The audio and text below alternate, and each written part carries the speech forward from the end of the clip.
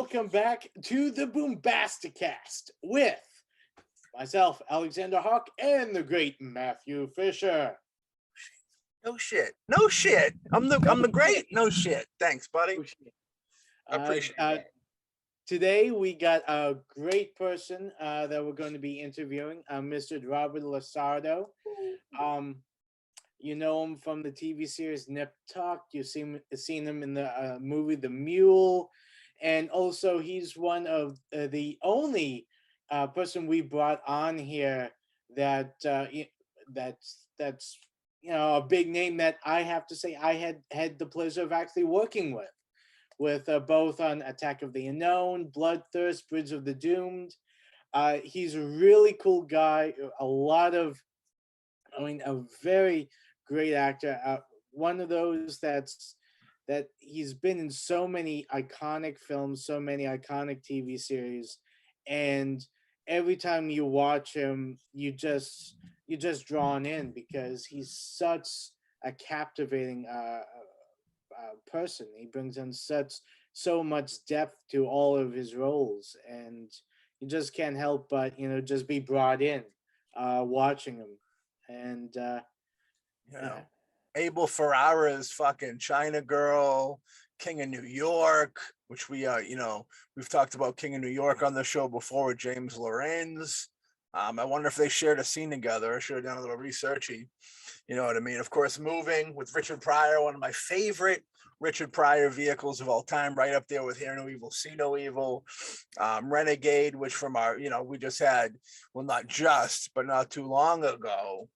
You know what I mean? Jack Shoulder was in the building, the director of it. Short Circuit 2. I can see you talk about sequels that are better than the original. I'll put Short Circuit in there, not just because Robert was in it, but because I think it's an all-around better film, ladies and gentlemen. But yeah, I'm very excited. This is a gentleman. His face, it's one of those deals. If you don't know the name, you know the face, the presence, you know what I mean? But a lot of people know the name. We know the name. Now y'all all know the name. And with that being said, this gentleman right here definitely knows his own fucking name. Let's welcome to the show, Robert LaSardo. Hey, Robert, how you doing? Good. How you guys doing?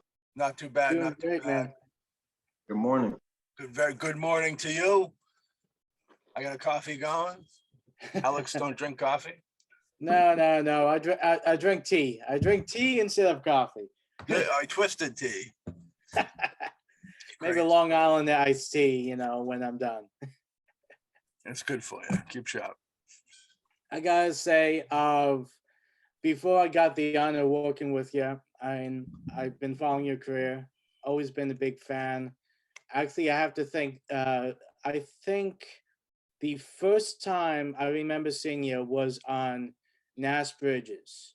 Now, there was an episode. I know you were in there for two different episodes as two different characters. Now, I don't remember the specific of the episode other than the fact that Don Johnson and Cheech Marin, they're looking for someone, and they're trying to find him. I think the person had like a tattoo with like a certain color or something like that. Yeah. And then, of course, you were trying to help them out, and you shown your tattoos. Like, is it like more of this color or that color? And I always thought that was an extremely cool scene. Yeah. I thought that was really awesome. And one of the things I was wondering, how long did it take for you to do all of that? When did you start doing the tattoos? And well, let me just address the show real quick, because I remember someone had asked me a question regarding that episode of Nash Bridges, in terms of the coloring on the tattoo, whether it was there originally, or that they, doctored it up, and someone come in with some additional coloring on my back. So the answer to that is yes. Someone did adjust the colors on my back, to stay in line with the block, so they could identify that color. relationship to what they were searching for. So yeah, it was kind of manipulated. So if anybody out there who remembers this wants to know if it was mine or theirs, it was theirs. So that answered that question. But in terms of the genesis of the ink, man, I started when I was 17. Yeah, I was 17 years old. Tattooing was illegal in New York City. I got my first tattoo by a tattoo artist named Mike Buffetto of Brooklyn. And he tattooed out of his house, because back in those days, that was the deal. There were no shops like that. It was not glamorized. It was something on the down low.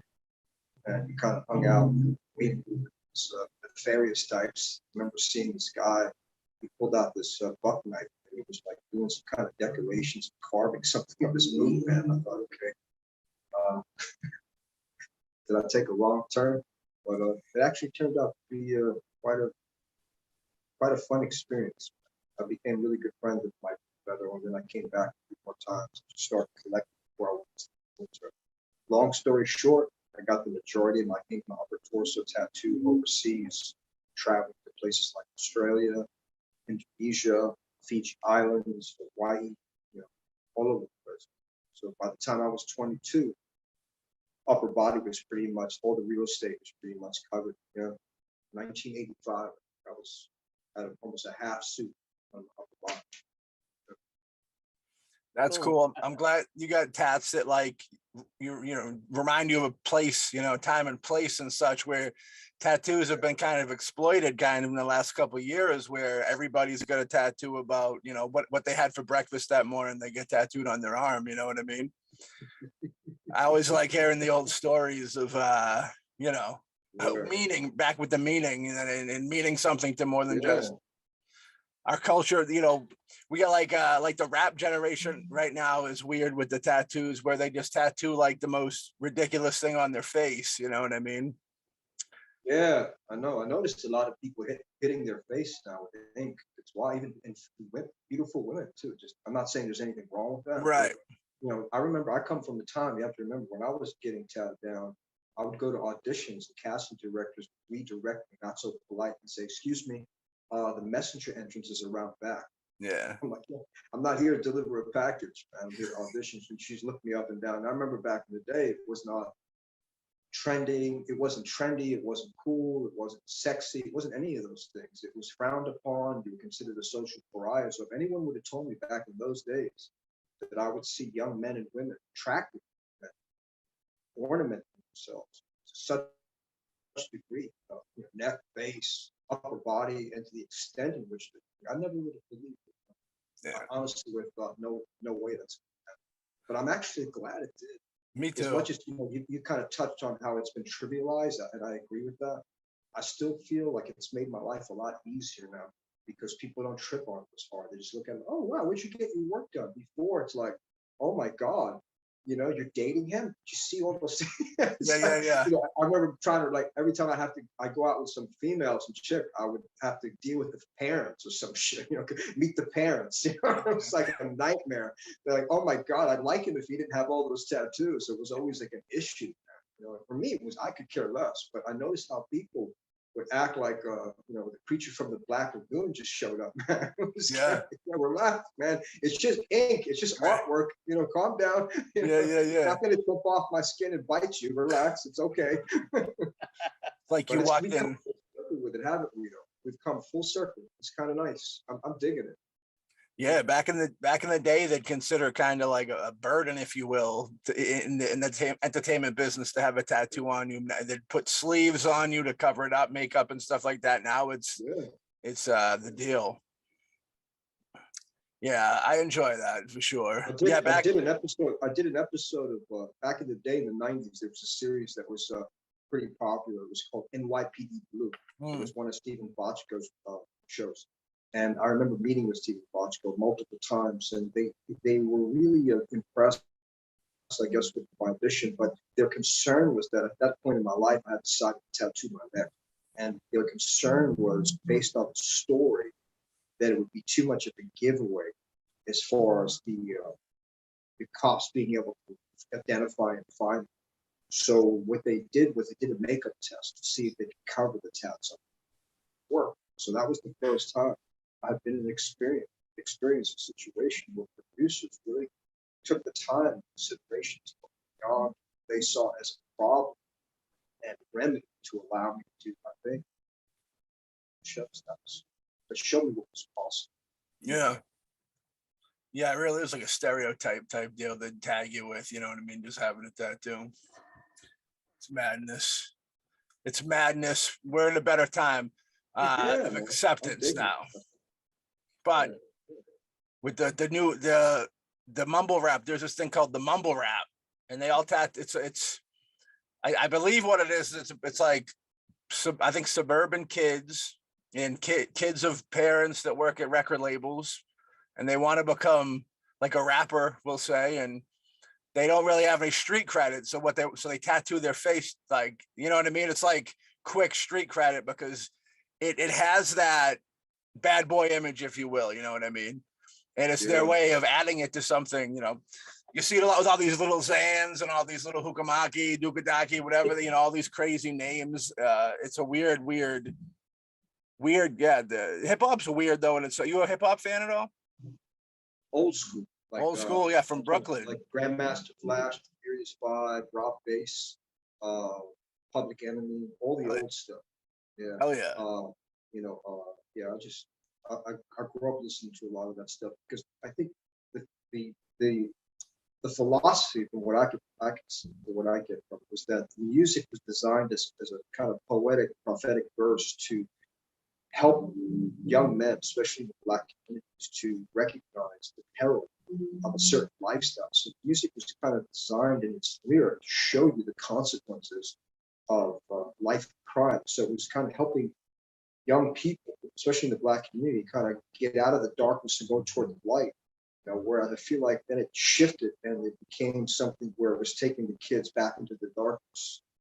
What the lyrics suggest, what they were glorifying, was counter to what the original poets and these rappers and poetry would create in the music. To me, there was a profundity to it that had esoteric meaning, even though it was, you know, they make videos and show what it was like in the South Bronx and the crime. They would show elements of that subculture, but they would point to what the consequences would be if you turn to that path. So I think in some way they were trying to guide young people through the music to an awakening, like Tupac did and others, to remind them that, man, it's not all good in the hood, you know. And so I think some of that has got lost over time.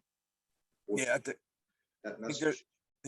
I think there's no relatability to it nowadays, really, with a lot of people where there's a lot of posture, you know, yeah, in relationship to an image that's tied into something. And I understand that. I mean, people look in the mirror, they want to identify with something, they want to feel relevant, they want to be, I guess, liked by others, they want to be whatever the acceptance trip is, depending on the social dynamics that they're in.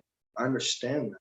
The difficulty, though, is you have to be, there's a certain accountability and responsibility for what you're putting out there to people, because it's so easily accessible and digestible to the masses that if you have that kind of power to push a thought into the world, man, you have to deal with the consequences of that thought, because the kids eat up and they start to reflect a disposition of whatever you're communicating. So if you're not really considering what you're saying and the ramifications of it. Yeah.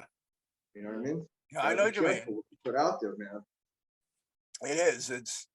I think the only thing that they can really like you're talking about the older hip hop music with the struggle music. It's kind of like the come up, and people relate to it because everybody kind of struggles, I feel, in a way. So like they can, but you know, people can't relate to $100,000 wristwatches and, you know, having a bunch of Escalades in their front yard and stuff like that. You know what I mean? I think speak for yourself. I got some right outside right now. Send one over to me. Damn.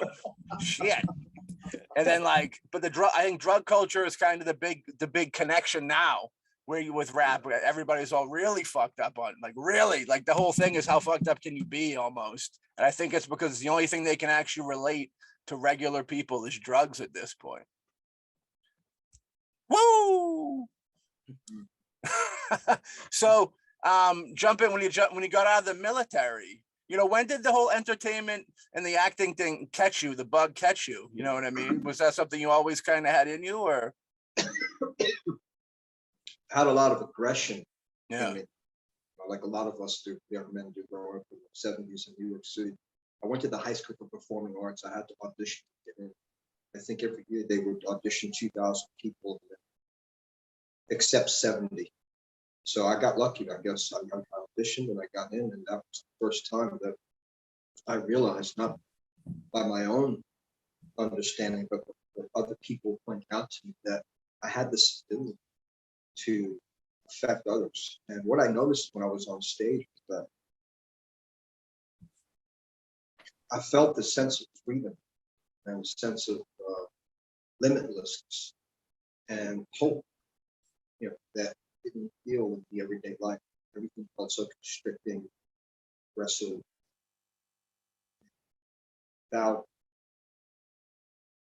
without the promise of better days. There just wasn't enough breathing in the streets. Everybody's moving so fast. Everybody's so tight. There's fighting going on. So when I got on stage, I was able to perform, get out of that, this other world. That's in literature, playwrights, Tennessee Williams, all these various writers, authors that communicated themes that were mind-blowing to me, showed me the possibility of other worlds, characters, feelings of play, so to speak, that I could move through it with, use imagination to escape the this kind of dire existence. So the stage was like sanctuary. It became that. I didn't know it at first, but I stepped on the stage. I started performing. I would lose myself in the character. I'd lose myself in play and be reborn again into this fiction that became more of a reality than my real life was. It would switch. So once I experienced this kind of liberated consciousness with utilizing imagination and the author's words, I just could step into all these different worlds. It was like being able to astral project without a spaceship. You could just use imagination to move to all these different realms, to play different characters. It's exciting. So that's where I first got the bug. That's where it got me. But it had to be pointed out because I was conflicted between what was the catharsis that was occurring on stage and the pull toward the street, and this notion of identity was very confusing.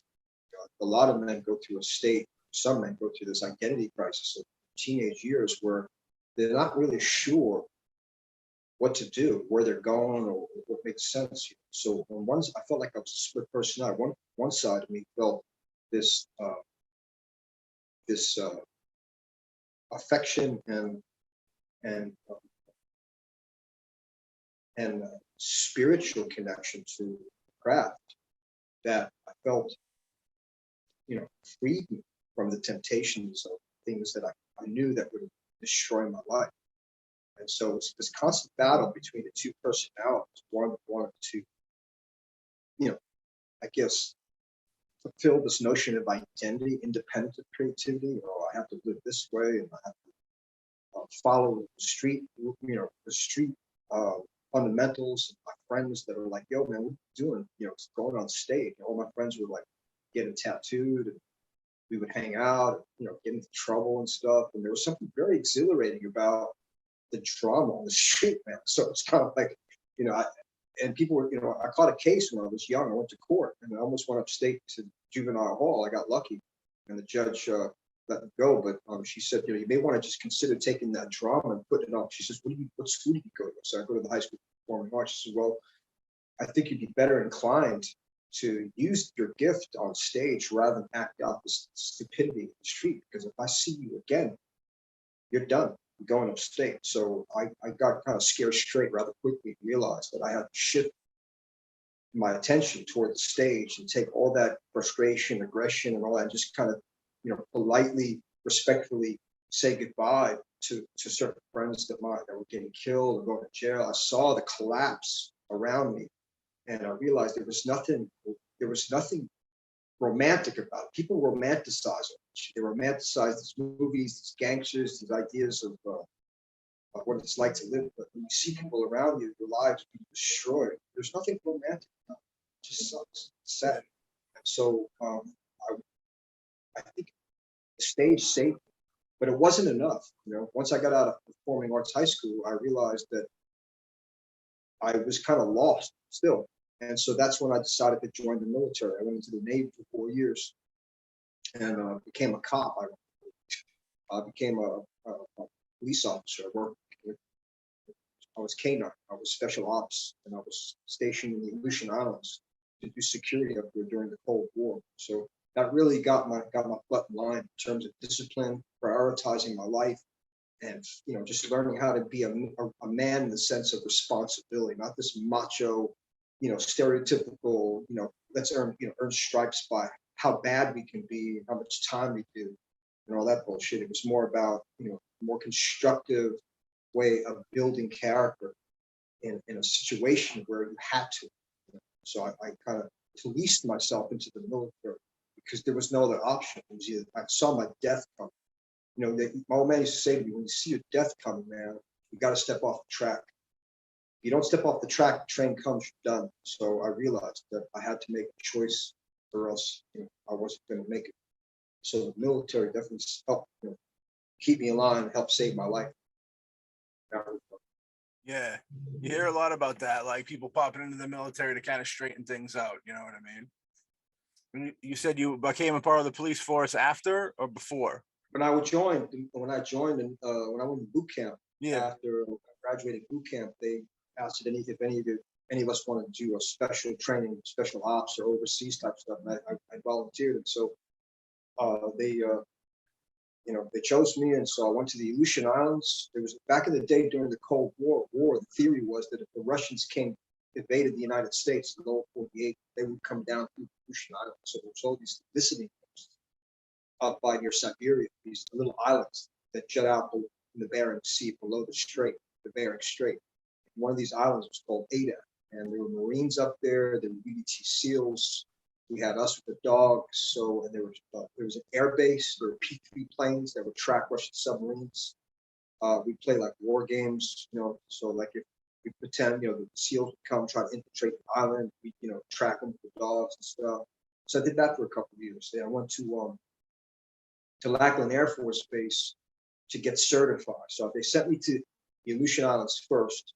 I joined the security force. I volunteered to work with what they called narcotics interdiction team with the K9. So the dogs were attack dogs, and they were drug sniffing dogs.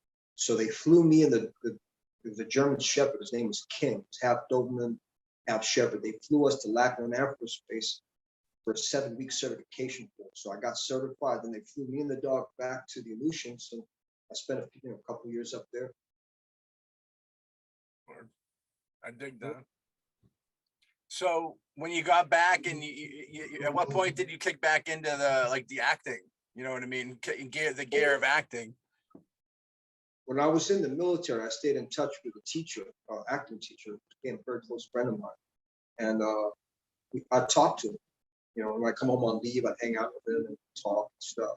He was always kind of reminding me in his own, kind of charismatic way to not forget the other side of myself. Like, he understood what I needed to do to get straight. He also realized that I had, I guess, an ability that I was he didn't want me to forget that there was something else going on that I needed to continue to cultivate. So when I got out of the military, I reconnected with my teacher because, like I said, we were in touch. And then I started studying with him privately. I started going on auditions in New York, and my acting teacher at the time, who I was friends with a guy named David Heislip at the Actors Studio in New York City back in the late 80s, before it was like a television show. It's just, the Actors Studio. A lot of well-known actors were there and would study. This is after Lee Strasberg passed away, but there was still a community of very celebrated, talented actors like Shelley Winters, Ellen Burstyn, Robert De Niro, Harvey Keitel. They would all go to the studio. I saw Christopher Walken there. And so the deal was, I would go to the actor studio. I would paint the bathrooms, clean up. I do all this grunt work to earn points. They give you these like these little slips so that you basically sit. You couldn't talk. They call it the working observer program. You weren't a member of the studio. You got to sit in and watch members of the studio do monologues, do scene study, and watch these great actors, basically critique the scenes. So it was amazing to me.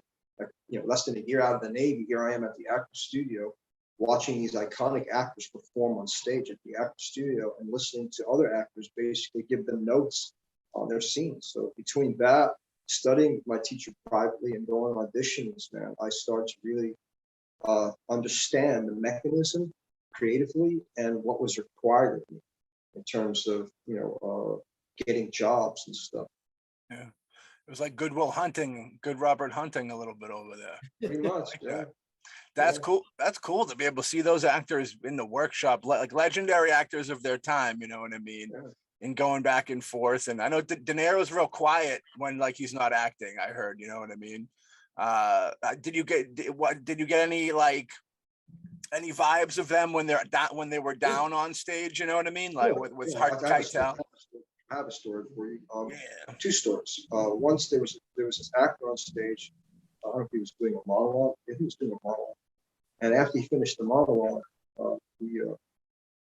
I guess the moderator, the appropriate term is, she asked him some questions about what he was doing, what he felt, what did he discover, and what did he feel about what he had just communicated. He was kind of, you could tell, he was a little bit nervous and wasn't able to switch into analytical mind and give her the explanation or communicate in any thoughts that I guess were hearing enough for her. So she got frustrated, and after a while, it almost seemed like she was berating him and accusing him of lying in a way. She was saying, well, so then basically everything you just said to us was just some kind of rehearsed hogwash that meant nothing to you. You don't have any feelings about what you've just done. And she went on to do this with him for a while. You could tell the guy was like dying 1,000 deaths up there because he couldn't put into words what he had experienced. Sometimes, you can have a profound experience on stage, but not necessarily go right into, objective thinking and say, well, this is how I feel about it. It's beyond words. And so I think that's what was happening. And Robert De Niro was there, and he said, can I say something, please? And everybody turned around, and he rebuked the moderator. He said, listen, I think what you're doing right now is dangerous and harmful. He experienced something. It was real to him. And that's it. If he can't put it into words, man, that's fine. But he was brave enough to stand up there and communicate something to the best of his ability. Leave it alone. And then she got quiet after that. And she says, okay, does anybody else have anything to say? So it was interesting to see him cue in like that and come to this guy's rescue, because I found at times at the studio, there was almost this mercenary type of approach to actors who were members, where other actors would really like heavy judgment. Like, they would come down on the critique really hard. And I understand that because I was in the camp. I get it. You have to have some thick skin to handle assessment so you can be better. But sometimes, man, it just seemed like downright abuse. There was another time where there's another actor, he was performing, and Christopher Walken was sitting and he was moderating. And the guy he looked at the audience and basically said I called the audience, he used a fan base. He said, and you MFs, you MFs, you MFs. And Christopher Walken stood up and he stopped the guy and looked at him and said, listen, you got to be careful when you start looking at your audience and calling them, mother. And he just walked out. And the guy just stood there, like in his birthday suit, like see all the blood drained out of him, man. He thought, oh man, I think and then Christopher Walken came back in and he looked at him and said, it's okay. I love you, right? And he sat back down. He said, continue. But he just gave the guy a warning. He said, look, I know you're trying to make a political statement here, and, this racial thing, he was going on with this kind of metaphor type, symbolism about something that had some kind of racial inclinations, but the way he presented it was very aggressive. Yeah. And like I said, I don't think Christopher Walken appreciated it. So those are my two stories at the studio.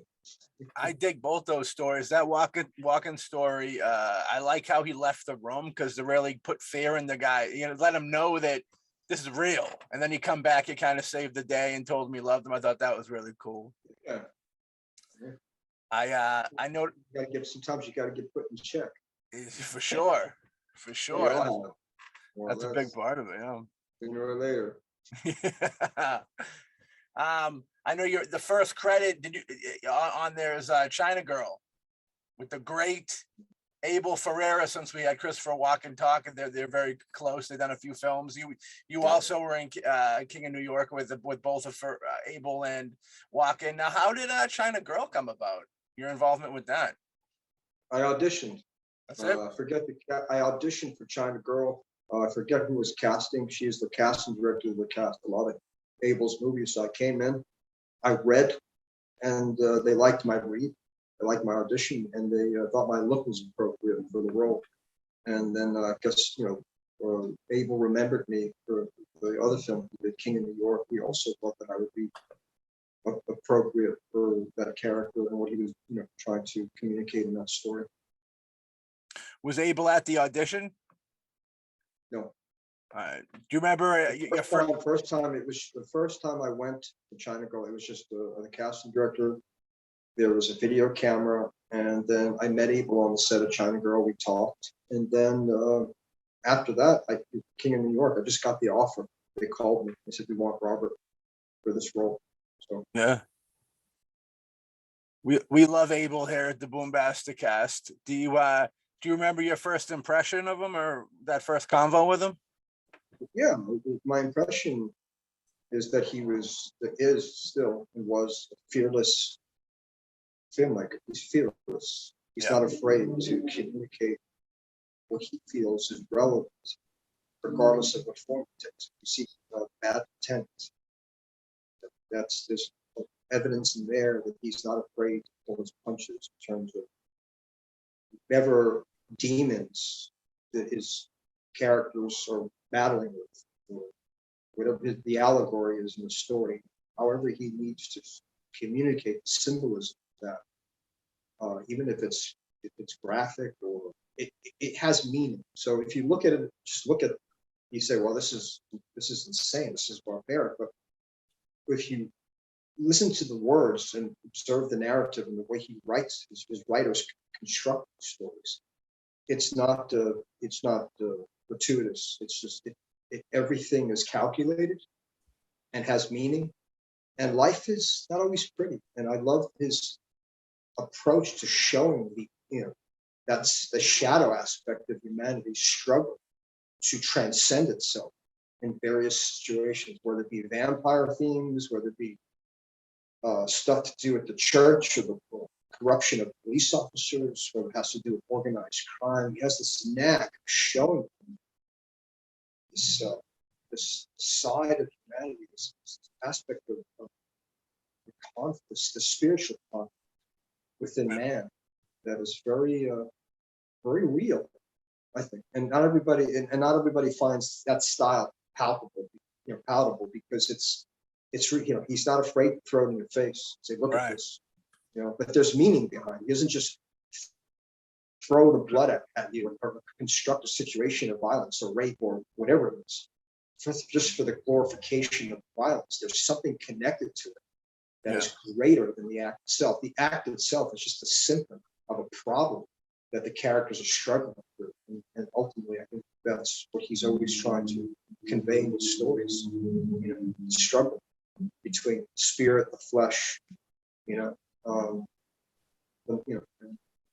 man's continuous attempt to find equanimity, to find balance, and how man can get out of balance, whether it's ego trips, they're on. He did a movie called, it was originally called Snake Eyes with Madonna and James Russo, and it had a lot to do with the behind the scenes narcissism that occurs with actors and their struggle to utilize their personal life to translate catharsis into the work, and how that can be amazing, but it also can be the nation of their lives.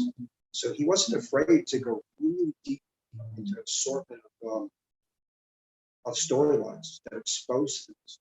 Hmm. So he's incredibly courageous, filmmaker in that sense. Yeah, he's the master of telling stories about like tortured souls. I think he's kind of a Yes. little, he's kind of a little bit of a tortured soul himself. You know what I mean? Yeah, clearly. He knows the Uh, subject. He knows the subject. There's no doubt about it. He's very Yeah, familiar with this subject. yeah, a true auteur. He's a true artist. You know what I mean? I know his last couple films didn't come out in the States because he refused to cut them for the ratings board, which is that's gangsta. That's like when you got to think like true film, like Crusader people that are trying to keep it as pure as what it needs to be. He's right up there with it. We always like to give him respect. You know what I mean? He's the man. And Nicholas St. John, I believe, was his collaborator, his writer. They did a lot of his masterpieces they did together, and they just worked so well together. And when you're talking about the writing, it was just really top notch, man. Yeah. We love Abel. We love Abel. We're gonna try and get Abel on the show one of these days. We'll see. We'll try to track him down. Yeah, he's down. So the next film is a film that I remember seeing you for the first time in this next film, which is a film that is, I love it to death. It should be considered a higher up there on Richard Pryor's filmology. Moving. I love Moving. I think Moving's one of his best films, period. You know what I mean? How'd that come about? I auditioned. It was a series like any other, any other day. Yeah. I got a call. We have this audition for you. So I went in. Long story short, I got to the first phase of auditions, and I met with Marion Doherty, who's the vice president of casting, and Glenn Daniels, who was the head of casting back in those days at Time Warner over there in Rockefeller Center. So I got to the second phase of the audition. I met with her. I read for her. They called me back. And I waited. And then I was told that the producers, Alan Metter, the director who directed Back to School, and Stuart Kornfeld, who went on to produce a lot of the Ben Stiller movies like Tropic Thunder. They were both going to fly in from the West Coast to meet with me. They wanted to see several actors that were, in the top 4 contention for consideration for that role. I thought, holy shit. So I went in, I met with Alan Metter, and I read for Stuart Kornfeld. Stuart Kornfeld was in the room, and I left and I waited. It was the longest 2 weeks of my life, man. And then I got a call from the agency saying, hey, guess who's going to Hollywood? I'm like, oh, you. So they offered me the role. And so I flew out to Los Angeles under contract for 3 months with Warner Brothers. And I met Richard. I sat at the conference table with Dana Carvey, Richard Pryor, Randy Quaid, assortment of people that were very well known in the industry at that time and still now. And it was terrifying. It was terrifying. It was exciting and fantastic. It's like, be careful what you wish for. Here I am a year out of the Navy, and I'm sitting at this table and I'm trying to pinch myself. This isn't really happening, but it was. So it was beautiful, man. So we did a read through, and Richard was really kind to me. He invited me over to his house. One day he said, Rob, we were on set filming. He came over and said, Robert, what are you doing next week? And I was hanging out at the hotel. He said, you want to come over to my house and watch the Sugar Ray Agnew fights? So he had his driver pick me up. This is personal assistant, a couple of friends watching the fight. Hell yeah. Who does that? I mean, it's been my experience, and I'm not trying to dog any celebrities, or living legends, but they don't necessarily call you up and invite you over for dinner or to watch a movie. So that was first and probably the last of an experience I will remember for the rest of my life. Never had I met so good, so kind and supportive. I whispered something in my ear that I needed to hear. Because there was so much, even with the success of that job, there was still negativity. There's always envy and negativity around people. Even your own agency doesn't realize what you've embarked on.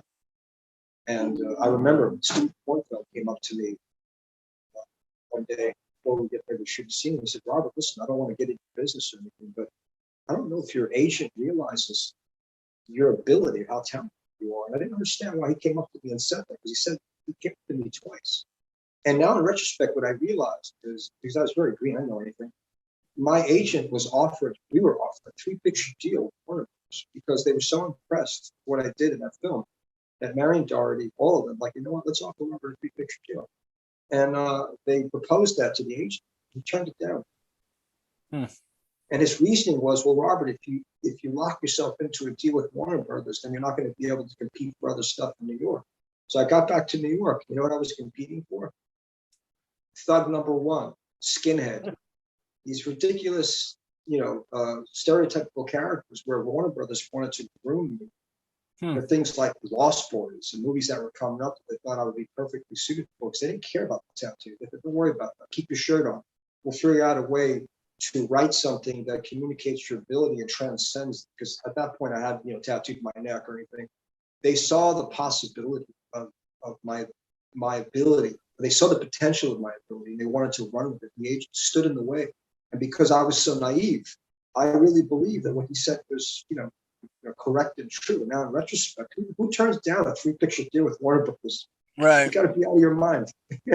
Exactly. You live and you learn. But the good news is, though, it marks at a point in my life that despite, those people that were clearly incoherent in terms of opportunity, it still marked a time for me that showed me what was possible.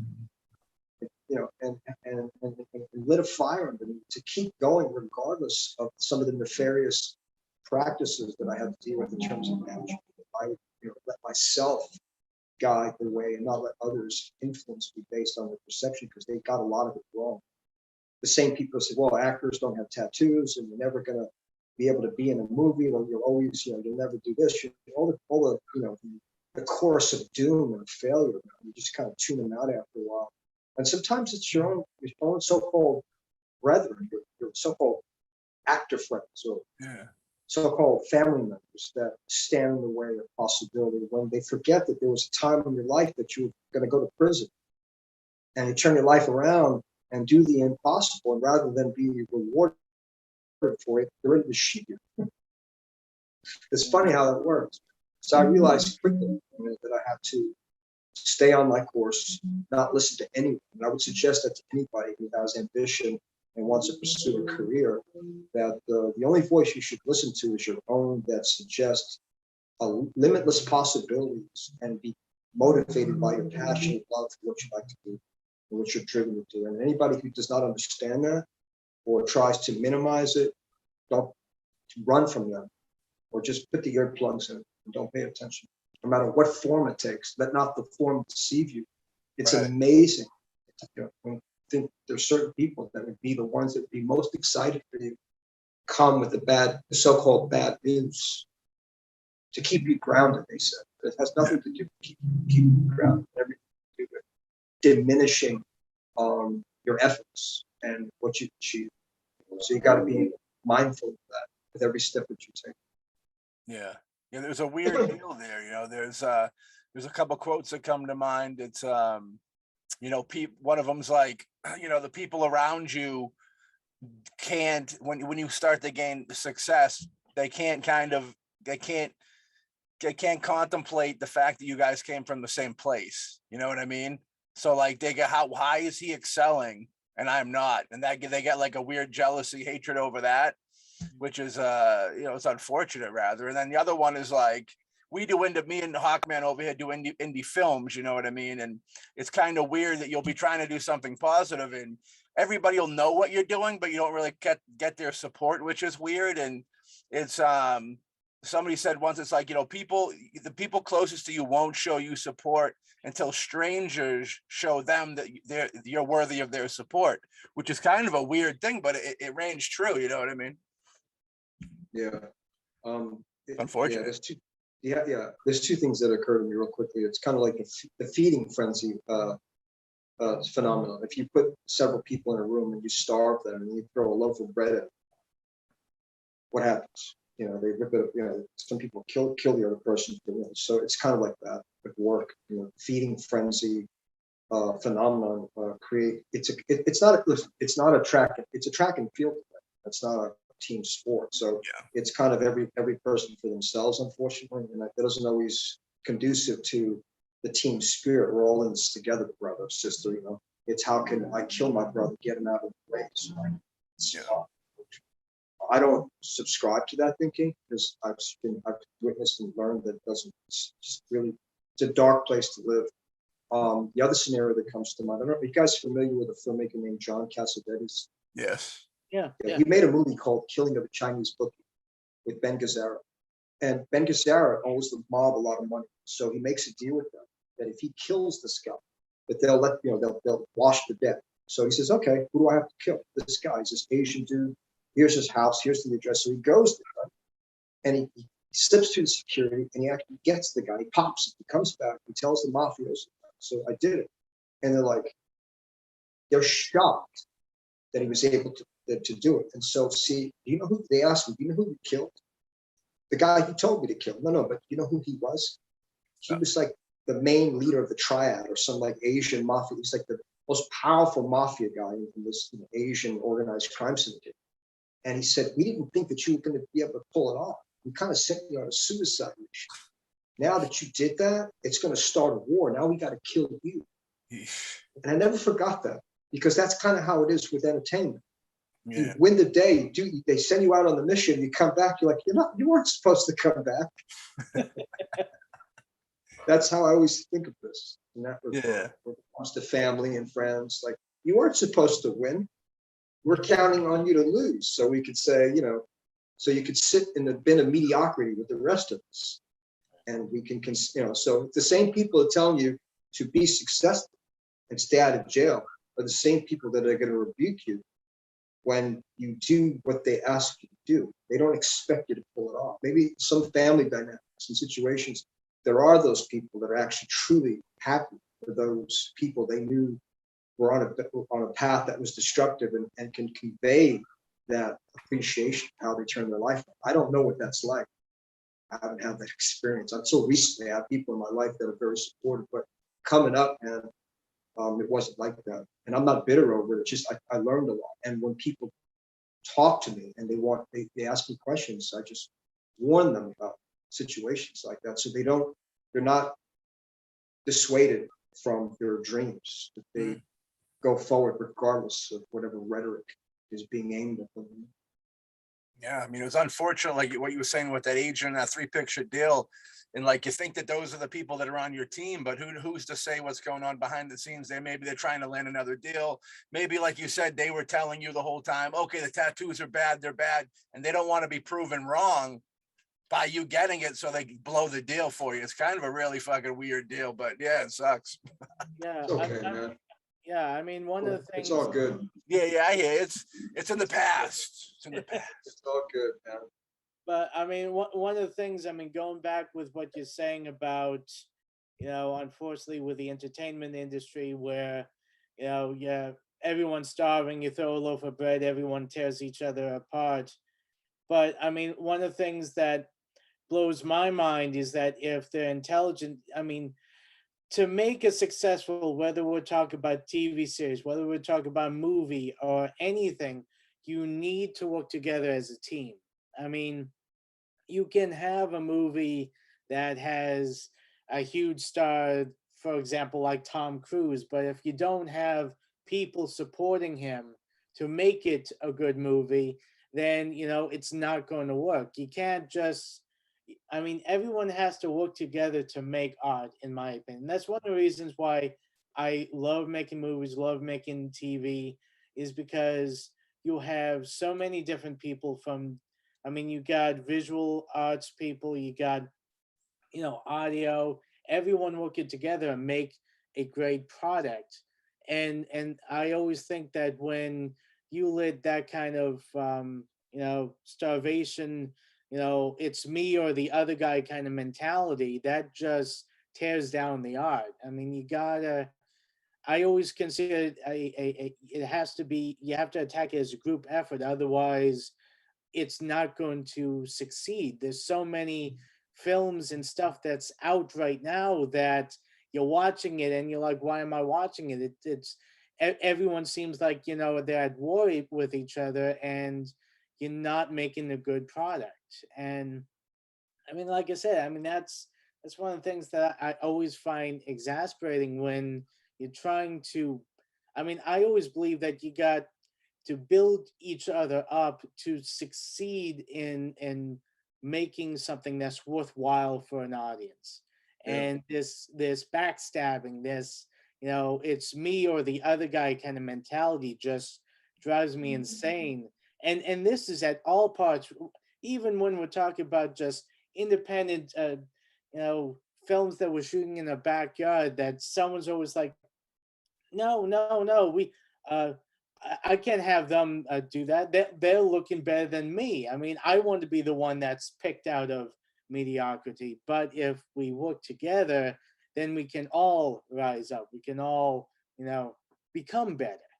I mean, that's the way I've always been looking at it. Yeah, it communicates, makes sense to me. That's why I feel like independent film is a safe haven. Yeah. Yes, a lot of the time, maybe not always, but ideally, it is a collaborative effort, collaboration, and I've been fortunate enough to have experience that demonstrate that. So yeah, like, it can, it is possible. It's not all doom and gloom. I mean, there are situations I've experienced that suggest what you say regarding the idea of, you know, we're all in this together. Let's make it great. Let's build a house. We're all building a house together. Everyone has their expertise. So there's no one person that needs to be glorified, because at the end of the day, the audience is just looking at the house. So let's just do our jobs, build the house correctly so the house can stand. So we all kind of stand together, shut statement. It's great. Yeah, I agree with that. Yeah. I'm with that.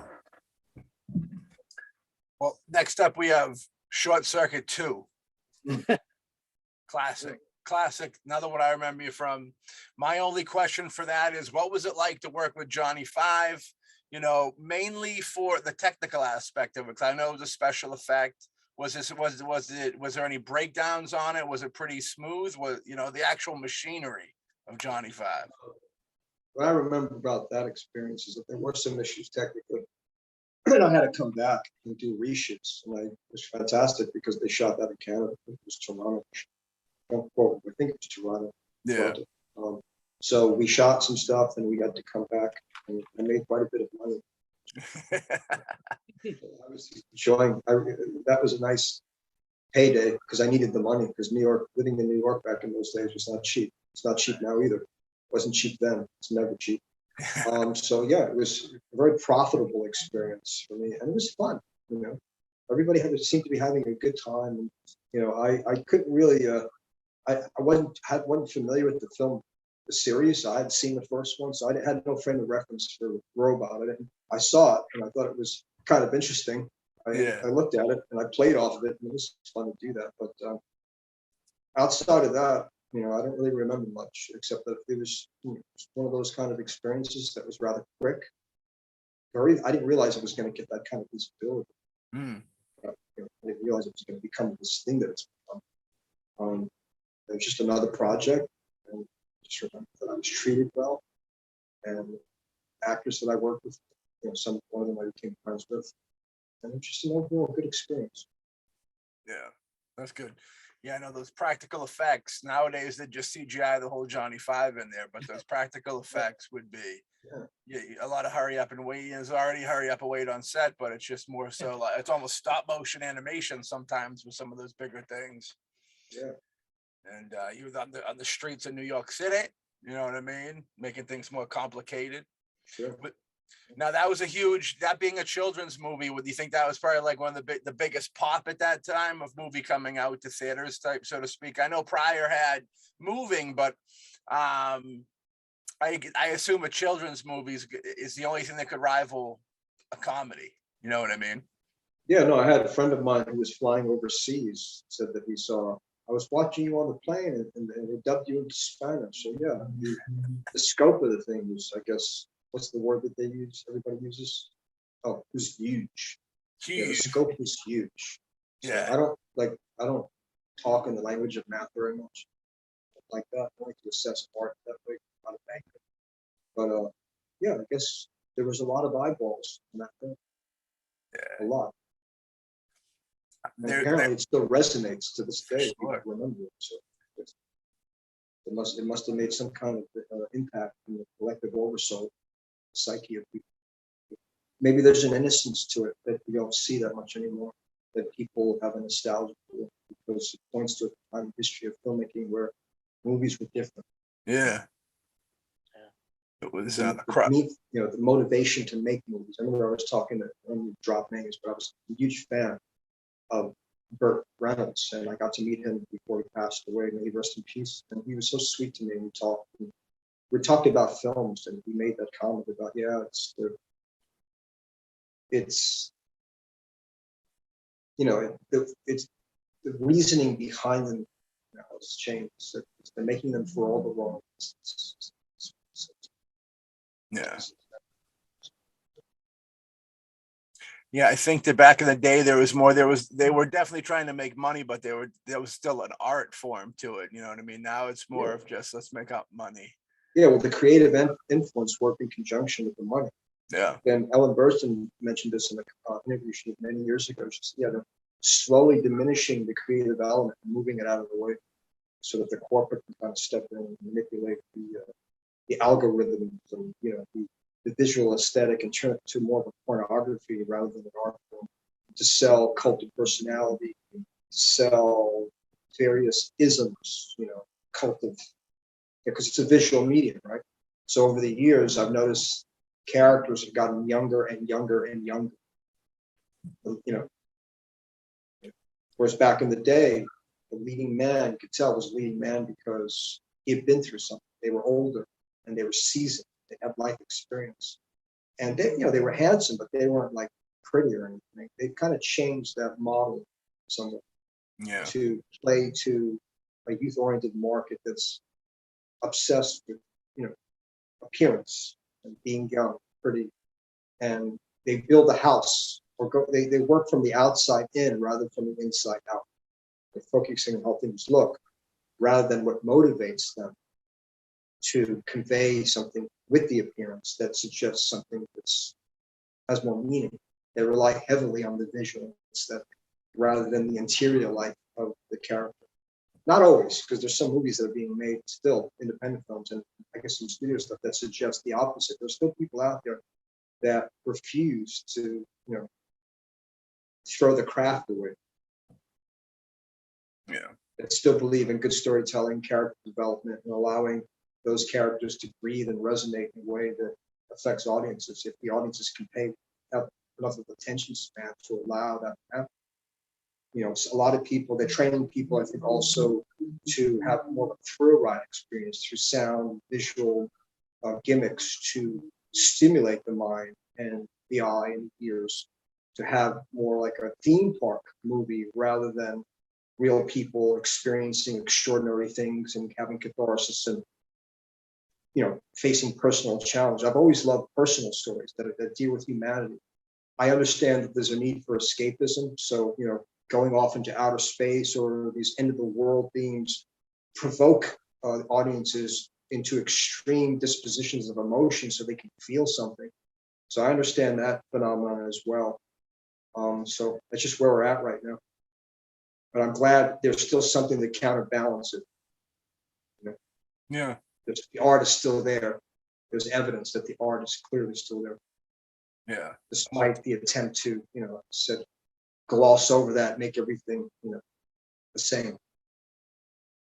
I think it'll return. I think it'll return to more personal films. We'll get so worn out, I think, on all these big blockbuster superhero movies and, natural disaster movies, which, don't get me wrong, I love a good natural disaster movie. But I think it will return to more personal. In the indie world, that's kind of what's reigning supreme, is the personal films that can kind of touch everybody in a personal way. I think the kind of Hollywood's just become what it's always wanted to be, is just that big money-making thing that pumps out these multi-billion-dollar, summer blockbusters, and the indies will always have our little home. You know what I mean? But I think it'll cross over more. I'm hoping in the future. We have this argument with people all the time. It's like you could take an independent film, you know what I mean, and put it in the same theaters in the same time slot as one of these other films that are mainstream films, and you'd probably do just about the same amount of money. because it's a lot of what's interesting and what people just want to go. Nowadays, a lot of it's just movies are something to do. It's like, what are we gonna do? We're gonna go see a movie. What are we gonna see? We'll figure it out when we get there. You know what I mean? It's not so much they're being drawn to the theater anymore, pulled to the theater, unfortunately. But like theaters like AMC and stuff, they'll screen a lot of like indie films, which is cool. I can appreciate that. That's good to know. Yeah. What are some of your favorite movies if you're gonna chill out and try and watch a movie? Recently, my latest favorite is a film called Flashback, starring Micah Monroe. It's a kind of this, how to describe it. It's I guess the category would be suspense thriller, but Yeah. it's about a guy who's living a conventional life, who's got a girlfriend, but flashes back to a time in his life where he knew this girl who kind of blew his mind because of the philosophies, and they were experimenting with this drug called mercury. And at the pivotal point in his life, when he's starting to kind of solidify or cement himself into the matrix of a life with a corporate job and a wife, he takes a pause and he reflects on a part of his life that suggested something opposite of that. That where he was going seemed okay based on conventional standards, but he started to rethink it and go, wait a minute, is this maybe a prison going to? Because there was a creative side of himself that he felt was being compromised, and he was reflecting back on this time with this girl. And so the movie kind of manipulates the timeline of the present and the past, and he revisits that time of his life when he was under the influence of the drug and what the girl said to him and how she blew his mind to recognize the matrix and not to become trapped.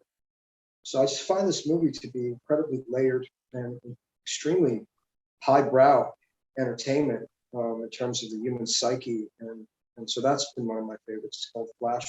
And then what are some of the, I can go down a list of films that I enjoy. Badlands, Terrence Malick's Badlands, which is a SpaceX, and Martin Sheen is one of my favorite all-time movies. In terms of horror, I would say The Exorcist. Classic. Still to this day is an incredible film. William Friedkin is a genius. Yeah. And action adventure, the old school stuff, I would say a side adventure. Shelley Winters, Red Buttons, Ernest Borgnine, Gene Hackman. It won like, I don't know how many Academy Awards. That to me to this day is still an amazing film, because it's not just a disaster movie, it's an allegory about humanity being flipped over and having to basically, what is it Milton saying? Paradise lost, long is the way and hard, but out of hell leads up to light. So the ship is hit with a tidal wave, turns upside down, and this priest, played by Gene Hackman, is trying to convince everybody the boat is turned upside down, meaning our world is turned upside down. The only way out is through the bottom. You got to go this way. They're all saying, no, we have to stay here and wait for help. He said, there's no help coming. There's no vicarious atonement. No one's coming to save us. We have to save ourselves and climb our way out of this hell, get to the top, and maybe, just maybe, someone will lift us up and will meet us halfway and take us out of this place. And so the film, I think, based on the writing, the way it communicates these allegories and themes, is very spiritual if you look at it closely. And in the fight and concept arguments between Gene Hackman's character and Ernest Borgnine, who's like the Judas who keeps challenging the Jesus archetype and saying, no, you're taking us the wrong way. How many people have to die for you to, for us to stick to your mission? You're going to get us all killed, So I just found it to be a really profound film. And the other movie that stands out is Lucas's American Graffiti. That's one of my all-time favorites. The cars, the music. There's an innocence to that film that you just don't see anymore. The Fast and the Furious, I know it's this huge franchise. I only saw the first one, but American Graffiti captures a time in history in the early 60s with the music, the cars, this love affair with Americana that just is gone. So I love watching this film because it's like stepping into a time portal, and it's just incredible. And the climactic ending with the race between John Miller and Falfa, played by Harrison Ford, man. I always love when they race at the end, that yellow Deuce Coupe and that 55 Chevy on that long drag at the end. with Cindy Williams sitting next to Harrison Ford. And John Woo was like, what the hell are you doing in there? Is she going with you? Because she's going to sit in the car while they race. And he's worried that she's going to get killed. You know, he got wrecks his car, and she never does. So yeah, those are the films that come to mind. Yeah. What about you?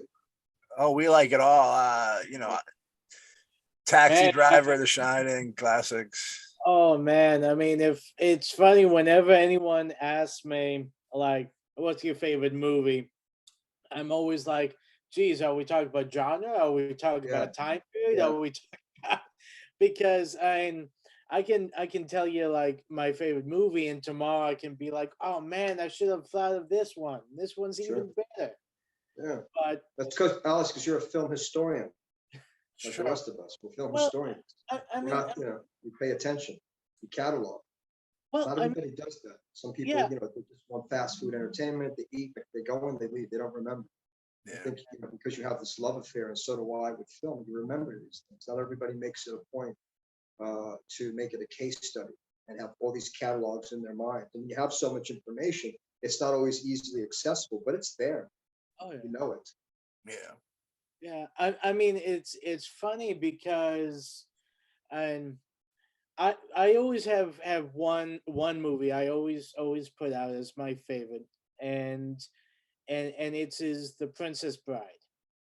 Now, the main reason is because it's one of those movies I can watch constantly, not get tired of it. I can always quote it, and it's a big part of my life. I mean, I I remember watching when it came out, and to this day I still love it. I love everything about it. And I mean, the thing is that I remember, I'd be working and I'd be bumping into like a new employee, and they're like, "Hey, I heard you like movies." Like, I'm a big film buff myself. I'm like, "Okay, so what's your favorite movie?" They're like, "Oh, the best movie of all time, Transformers." And and I'm like, "Okay, so name a movie that you watched from the 80s, the 70s, 60s, 50s, 40s, 30s."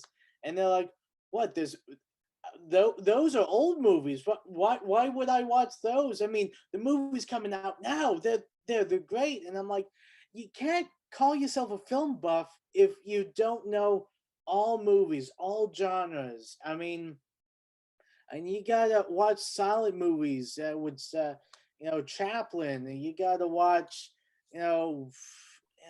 everything Film because noir. Yeah, film noir. Like, yeah, film noir, and it's because you can't have an understanding of, for example, it's like with painting. You can't just say, "Oh, I love all portraits," but only look at like the Mona Lisa. Say, "Oh, that's the best thing." Like, well, what about all these other great artists? I mean, you have to broaden your mind. You have to broaden your experiences to have a greater understanding of the world around you.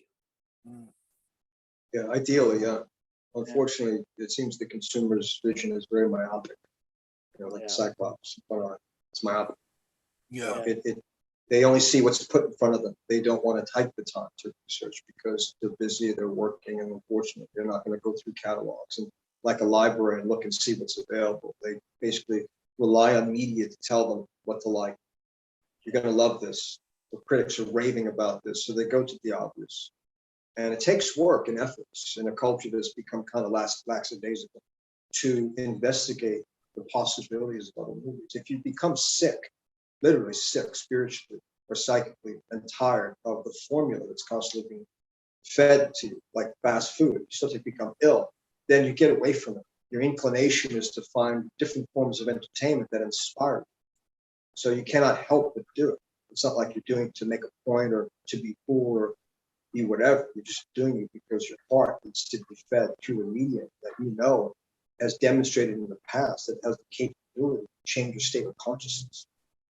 Art was designed to do that, to show people it's possible. And when it stops doing that, something's wrong. Then it becomes more like a pornography, manipulation of messages. And after a while, maybe once in a while, it's nice to have a fast food sandwich or but you can't sustain this if you have any kind of depth of feel in terms of what you're requiring in entertainment. After a while, it's not going to be enough. You want more, and then you start looking. And I think that's beautiful when people start looking for things. Like there's still that left. Otherwise, why would the independent film still be happening? Because people are watching it. And it's not about how many. I could care less about how many. The fact that there's anybody left that still considers that is hopeful to.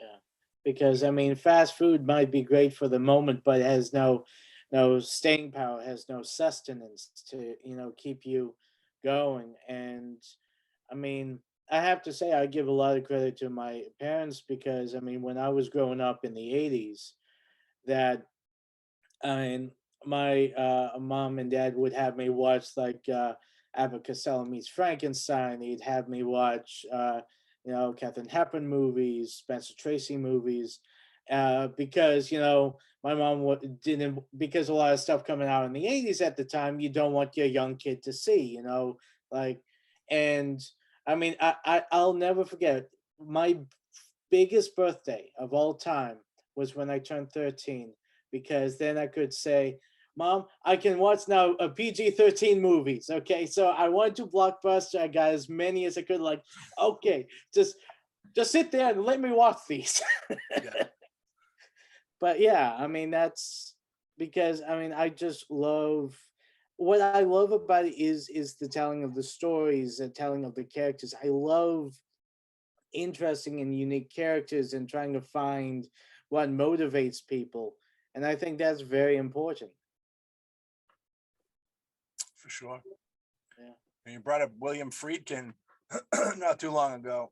He's legendary. I always give him credit for even his more modern films are like super good. Like Bug was really good, and Killer Joe with Matthew McConaughey is a film that I wasn't expecting to be as great as it was. I don't know why I wasn't, but it was really Killer Joe was really good times, for sure. Who's tougher, Jean-Claude Van Damme or Steven Seagal? I think Jean-Claude has endured a lot in his Yeah, personal life. yeah, So I think his interior life suggests an ability to face and overcome things. yeah, Personally, but in terms of fighting, I don't know. I mean, that's a tough one. I mean, in the early days, when Jean-Claude was at his peak in terms of his physicality, and Stephen was, at his peak in terms of his youth and being strong and agile. That's a tough one, man. I don't know. I've watched Jean-Claude do things with his legs that boxers can do with their fucking hands. He can throw a kick so fast into your face, like the way a boxer can snap a jab.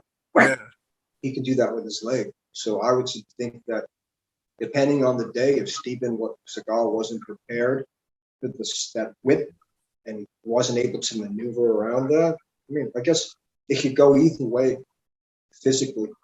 I've seen Jean-Claude confront an actor who was not being respectful on set once.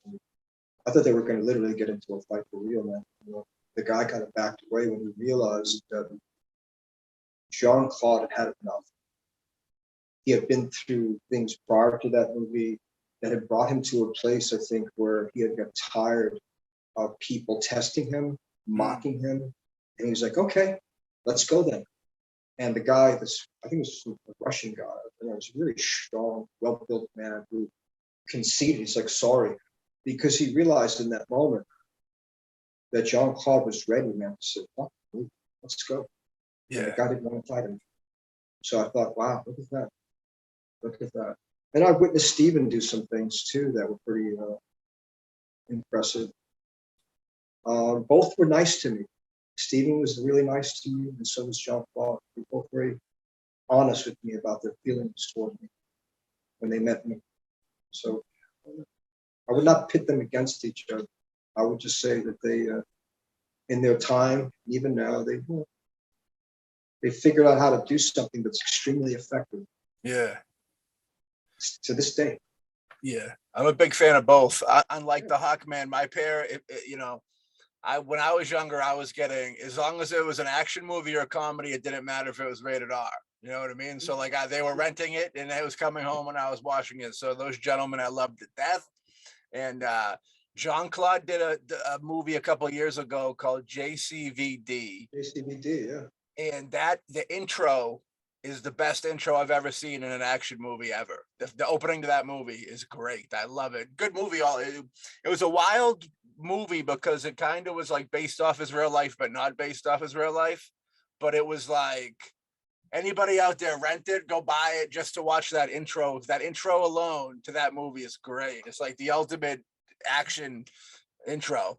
It's right up there with Stone Cold. I love Stone Cold with Brian Bosworth and Lance Henriksen. I consider that to be one of the ultimate guy movies of all time. And the opening to JCVD is right there as well. You know what I mean? You know what I mean?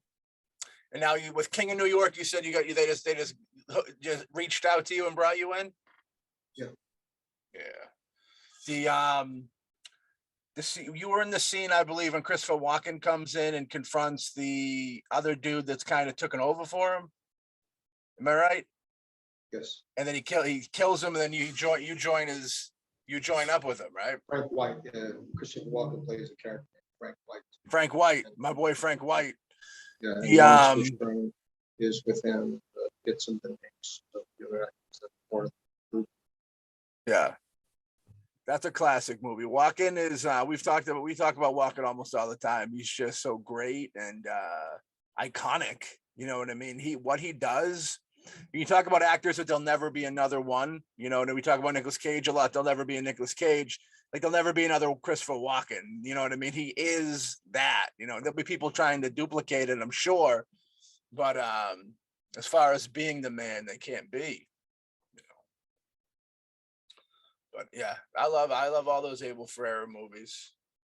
Hawkman, you like those Abel Ferrara movies? Of course. I'm a big fan. The I funeral. have to admit, I wanted to ask you. You played a recurring character on the series Nip Tuck. How did that come about? And I mean, you were such an interesting character and probably one of the best parts of the series. I thought. Thank you. Appreciate that. I auditioned for Ryan Murphy. I went in for an audition against a bunch of other guys. And who's the other producer that was on? He was there. Had worked with him before on a series called Philly, but I auditioned, and then I got called back to audition again, and I got hired. Nice. And I think when we did it, the first pilot, I don't think it was originally intended for the character to be recurring. I think what they saw was the potential of something that could be exploited, and so then they decided to bring the character back in the first season. And then when they seemingly destroyed the character and seemed impossible to return, Ryan Murphy did the unthinkable, the unimaginable, figured out a character, a storyline that would actually bring Escobar back to life. Really amazing. Because my agents, everyone was convinced that was it. Even some of my friends. Well, it was a good run while it lasted, Rob. It's time to move on. And then next thing I know, I get a call that they want to basically, create the story where he doesn't just show up in as like Monsters of the Id and Sean Psyche, the character who played the doctor. He's actually really going to come back, not dreams. So it just became this incredibly fortuitous opportunity to demonstrate something that I had been doing prior to in other shows, playing this kind of nefarious gangster type guy, Latino, whatever, drug lord. But it was just the platform in which this character stood that was extraordinary because of the writing and how well put together the show was. So in that sense, I think the combination of elements that are necessary, you bring your A game, and the people you're working with bring their A game. Everybody wins, I guess, in that regard. Sometimes you can do an amazing job on a show, but the show just isn't well received and doesn't go anywhere. So it's just luck of the draw that I met that opportunity that was greater than myself. The show was greater than, and that's, I think, what most artists hope for, is an opportunity to work with people that can teach them something, to raise their levels. The writers and directors, and quality of the show, challenge you to go beyond your own expectation. And then for whatever reason, I guess based on public opinion, it's raised on the hierarchy of of media, and everybody looks at it and goes, "Wow, look at that." But I didn't know. I was in Santa Monica one day, sitting at Starbucks, and I guess one of the CEOs of FX came on and said, I'm such and such. I work for da da da, and you got something. Wait till you see what's coming for you. I was like, is somebody going to shoot me? I didn't realize what it was, but basically she was saying in a very polite way, get ready. Your life's going to change. And she was right, at least in that time. In terms of my career. This is going to be a game changer. So yeah, so it was a good experience. Ryan was really nice.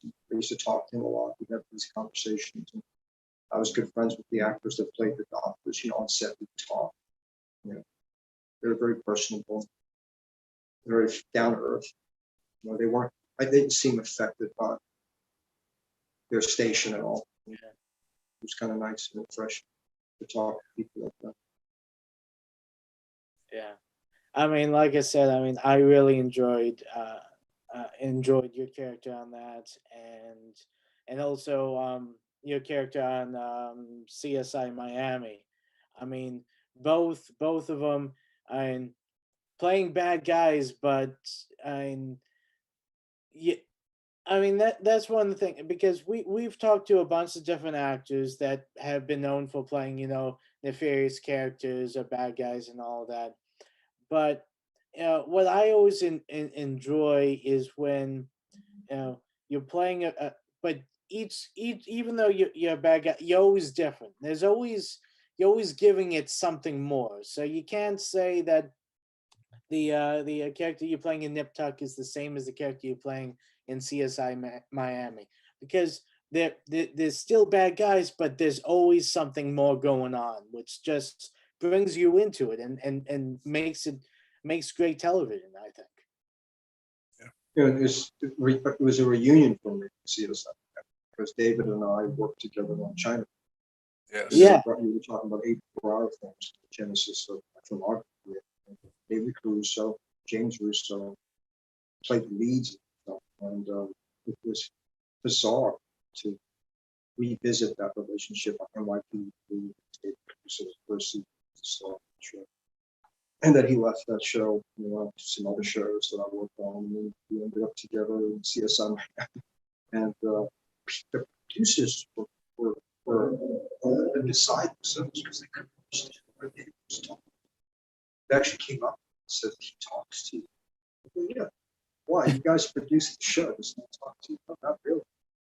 So I could sense that they were intimidated by it, for whatever reason. I don't know why.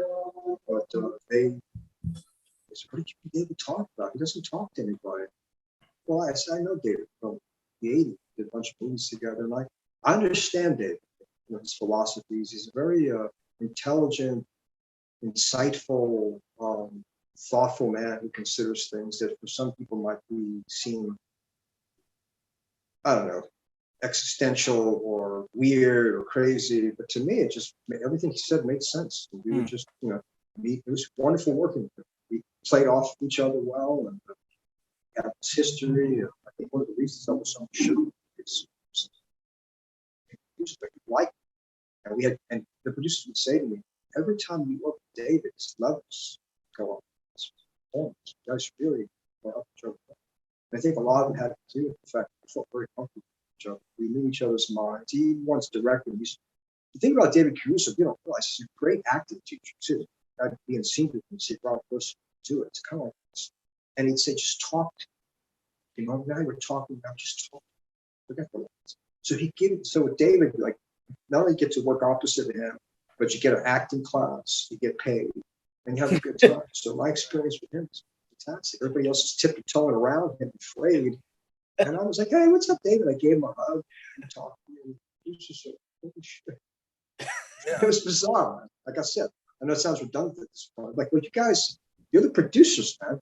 I would think, you guys would be, meshed in tight, but they weren't. They were like, oh, they kept distance. And so they were like amazed at the fact that he was so open.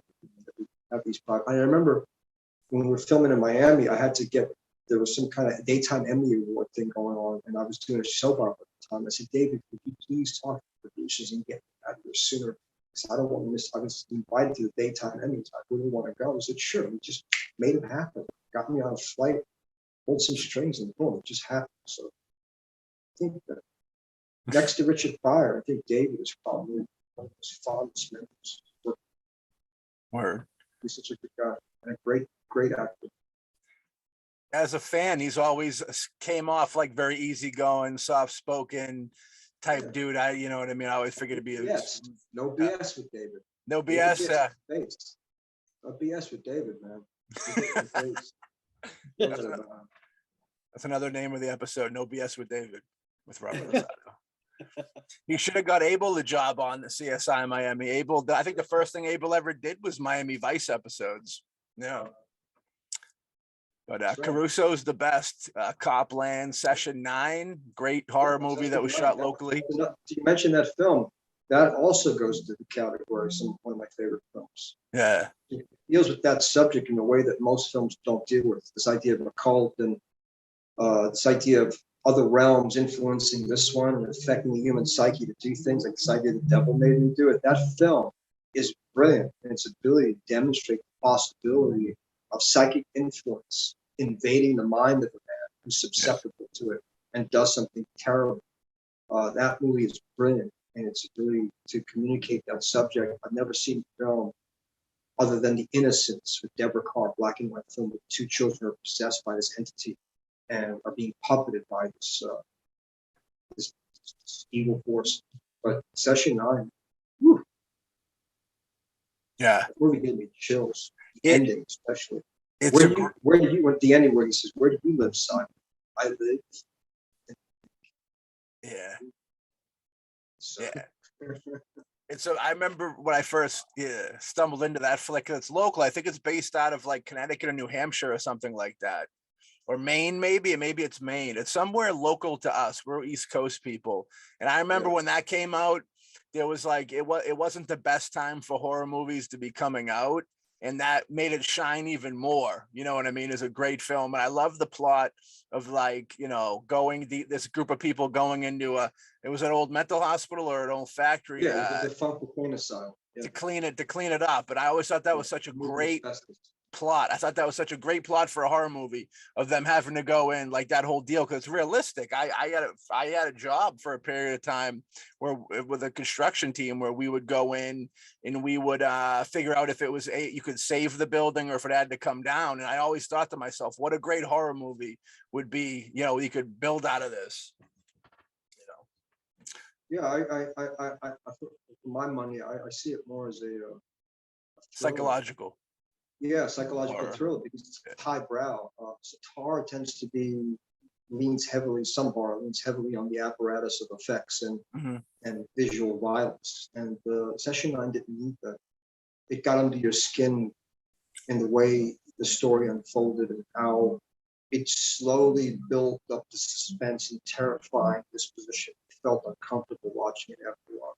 Yeah. To watch these men slowly start to go crazy was unsettling. So to me, it didn't need the gimmicks of physical violence and all that to communicate terror that happens when someone clearly is losing their mind, and you indicate what they're capable of. You don't have to show it, you just indicate it. And in that sense, to me, it becomes highbrow. I think that sense the movie went over a lot of people's heads. Yeah. Because I've had friends who were psychiatrists, and laughed at the movie. And I'm thinking, wow, I'd hate to be your patient, man. Yeah. If you can't understand the profundity of what's happening to this man, and you think that's funny, then you're the last person I want to give me meds or treat me for, paranoia or bipolar disorder, or all the assortment of psychic disturbances that people experience, So Yeah. I saw the film just fly right over people's heads, man. They didn't quite get it Yeah. because it demands a lot from its audience to see more than what most people are trained. I think it was Woody Allen that said audiences are slowly, systematically having their standards lower. Therefore, I think their IQ also is diminishing. Their ability to comprehend esoteric meaning, right? They don't understand what they're watching. Mm. Yeah, They what kind is of get it, but they don't get it, and they don't want to revisit it to really figure out what the deeper meaning is. It's like Mother. You see Mother, the Darren Aronofsky movie from maybe 5 years ago. I thought that was like too smart to be in theaters. You know what I mean? Yeah. Yeah. Yeah. I mean, the thing is that uh, one thing that I believe that a lot of horror movies kind of they believe in showing more than hiding. And I'm a strict believer that it's scarier when people are being affected by stuff you don't see. It's scarier not to see the monster. It's scarier not seeing, what's really going on. And I think that really, especially when you're dealing with like mental illness and all this in your head, and you see these people trying to deal with this issue, and of course, sometimes you wonder that is it truly in their mind or is there another force, affecting them? Because there's a lot out there that because we don't understand it or don't see it doesn't mean it's not out there and that it doesn't affect us. Yeah. Because we don't see them affecting us doesn't mean that we're not being affected. Well, most people identify existence in relationship to physical reality because they've been trained by conventional science. That's the understood. So they don't understand that aspects of existence. Yeah. Infiltrate and touch other realms of theory, physical. Some seem like superstition. It's impossible to do that because humanity's been trained to sit in a subjective position and look at himself in the mirror. It's a story of narcissist. The one that looks at his reflection in the mirror and identifies with physical reflection. It doesn't address the being of man, the psychic dimension, and it goes beyond the physical after death. What realm that touches, like when you go to sleep and you lift out of the bodysuit and touch other realms of existence. But people aren't really trained to perceive reality that way. Their third eye's been shut down since they were kids. They've been trained to conceptualize reality from a subjective position and not learn how to kind of jump out of the skin suit to see something more expansive that's not limited by the puppeting of their mere body. They completely identify with their body, mind, thoughts, so they don't see beyond it. So they don't understand that deal with the potential of existence beyond physical suggests. They're locked up in like this matrix prison based on the macrocosmic happening, mandala. They don't understand the microcosmic, the aspect of reality that's happening that you can't see a lot, or what that suggests. I mean, the physicists have proven it, that matter it's not destroyed, it just transmigrates at the subatomic level. Once you get past the atomic structures and the molecular structures, man, it's just a core matrix, the click-clack, rise, shift, change. And so if you go deeper than that, past the mechanics, what's making that happen? Yeah. It's a rhetorical question, but it opens the door to all sorts of possibilities in terms of how expansive the being of man is in terms of his consciousness, not the body that's seen in the mirror, but the consciousness that exists in other realms that coincide with this one, beyond the physics of this. If you identify with the physics of this realm, then I think that's all it is. You believe are locked in a position. If you drop that position and consider the possibility that your physical body is just an illusion, or just a transitory viewing screen, and that what's looking through your eyes is the true position, it opens the door to so many possibilities, what you really are beyond your identity. Yeah. What do you think happens when we die? You don't die. The body dies. Fear maybe dissipates, but the being of man is eternal. There is no death. physics of things fall apart, disintegrate. But when you say when you die, who's the you that you're talking? We'll talk about me. We'll keep it light and say when I die. When I say you, yeah, I'm just saying. The question is, who are you really? Yeah. If you identify with a name, a number, a social security, and what appears in the mirror, then clearly death is horrific. You identify with the conductivity that's manifesting the body, the energy that's bringing the body to life, identify with that source, then you are that. So the source of what's animating the body is what you are truly also. Body may drop, but the source of consciousness and the perception that observes all of this is still happening. So when the body drops, the body just drops, but consciousness is still present. So it's kind of like when you're alive, this idea, you make mind, but when you go to sleep, the possibility when you're sleeping of how you don't always have control over the dreams. It's like kind of like that. After death, it's kind of like in life, physical life, you make mind. But after death, mind makes you. You're kind of, if you haven't figured out how to navigate the psychic realms, then you're kind of like lost in this out-of-body weirdness. It's like, oh shit, what's all this? These different colors, these different aspects of the mantle, the blue, the yellow. Wow. Look at that clear brilliance. It's kind of like dreamscape about the physical suit. So I guess a lot of it has to do what happens after death. I would say it's like they say in prison. It's not where you go, it's how you go. So I think your state of consciousness determines what happens after death. If you're at peace and there's no anxiety and you see it simply as a transition into another experience, it's just like walking through a door.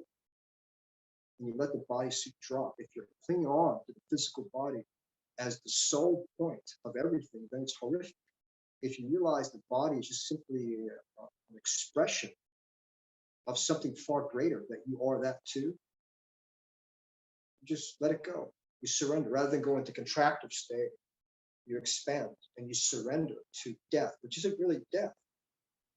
It's the source inviting you to transition to the next aspect of being. The frequency continues. You made the Hindus believe that it re-embodies whatever you're patterning in life, shapes your destiny. You construct the physics of your own world in relationship to others based on your tendencies in life.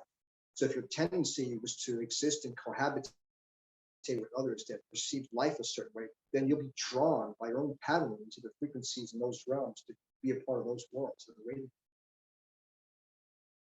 So I guess a lot of it has to do with what you're doing here to determine how you manifest after that event. That's just what I get from it, meditation. Who knows? You got to stay open to all sorts of possibilities, otherwise it becomes an ism, and not everybody agrees. So it's just kind of like, hey, I think that it doesn't have to be a sad, terrible event.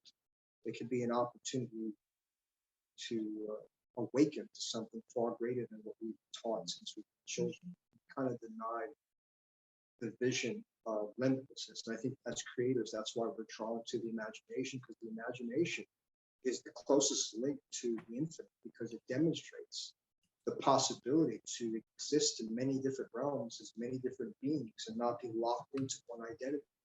Yeah. And I think that's why for some artists, it's a spiritual experience to inhabit various characters, because they're given the scent of omnipotence, not as an ego, but as a being that can inhabit various planes and story, play at God in these different circumstances and communicate that human experience in relationships. So in a sense, filmmaking is like playing God in a way. Yeah. Because you're pretty much creating your own little world. I always had an idea that, since people talk about different dimensions, the possibility of different dimensions, I always thought it would be interesting if the fact that every time, because everyone says we only use like a small part of our brain, if we as creatives, like when we create a world and all that, we're in essence creating another dimension where our thoughts, the characters, our hopes and dreams for these characters, we write a story from beginning to end, but there's never an end. That story just lives on in like in a different dimension. I always thought of that as an interesting idea. I mean, I don't know how it is in reality, but I always thought that because I think there's nothing stronger in the mind than the creative process. And if we had any true power, I always thought it was in creating, not destroying. I'm gonna cry, Agreed. Huck. I'm gonna cry. Agreed. Absolutely. I hope when I die, I have a grenade in my hand. So when someone comes to check on me, I can go, "This is from Matilda," and then blow them up. You know what I mean? Speaking of that, Leon Le Professionnel, one of the greatest action movies of the '90s. How that auditioning, or did that come about any other different way? Luc Besson saw a Yeah. picture. He saw a picture of me that he liked, and then he wanted me to basically. He gave me some notes, and basically it was my first experience with self-taping. I said, I want you to create a scene where you're being tortured. So I had a friend of mine, Fred Skyler, get together with me, and we just did that. And I sent it to him. Next thing you know, I'm on set working with. He seems like a really cool dude. The Fifth Element masterpiece as well. He's done a lot of really, even The Family, which some people didn't really give it the praise it should have. The Family is actually a really good film with De Niro and Michelle Pfeiffer, I think it is. Yeah, Michelle Pfeiffer. How what was it like meeting Luc Besson? It was brief. Yeah. He was nice. He was very specific about what he wanted. He's very technical director, it seemed to me. And he took the time to explain to me how the characters to manifest. So I think in that sense, he's truly an actor's director. Yeah. He takes the time to, conjunction with his vision and in your own interpretation, manifest something that's realistic. So I was impressed. His attention to detail. Yeah. I remember being blown away by that film. I equate it to like Taxi Driver, where like there's certain movies you just felt cool watching, and you could, those anti-heroes, if you will, you always see the edgier you in them type deal, you know what I mean? And yeah, I love that. Gene Reno, I believe it is, and the great fucking Gary Oldman, one of his greatest. Him and True Romance roughly around the same time is some of the best work he's done. But him and The Professional, I do the part where they're after they kill the family and he's like taking his pill and he's like snapping his neck. They're like, I love the calm before the storm. Fucking great stuff. Masterpiece. You know what I mean? They were gonna do a sequel at one point with Matilda. Gonna be the killer. Gonna be the professional killer. I'm surprised they never did, like they tried to bring that back. They didn't, later in life with Natalie Portman, because she blew up and she could have very well came back and done it, you know what I mean? And it would have been a cool action flick. Professional. It's beautiful. It's beautiful, dude. Waterworld. You know what I mean? Yeah, Waterworld. That was a nice trip. To Wyatt Coleman. We filmed that on the island. And I remember the body cast that was placed in. We made a body cast so they could create this robot, and they painted tattoos on it so that when Kevin Costner and the jet ski, they launched him off the ramp, they crushed this appearance of me. No, I mean that was more a vacation than a job.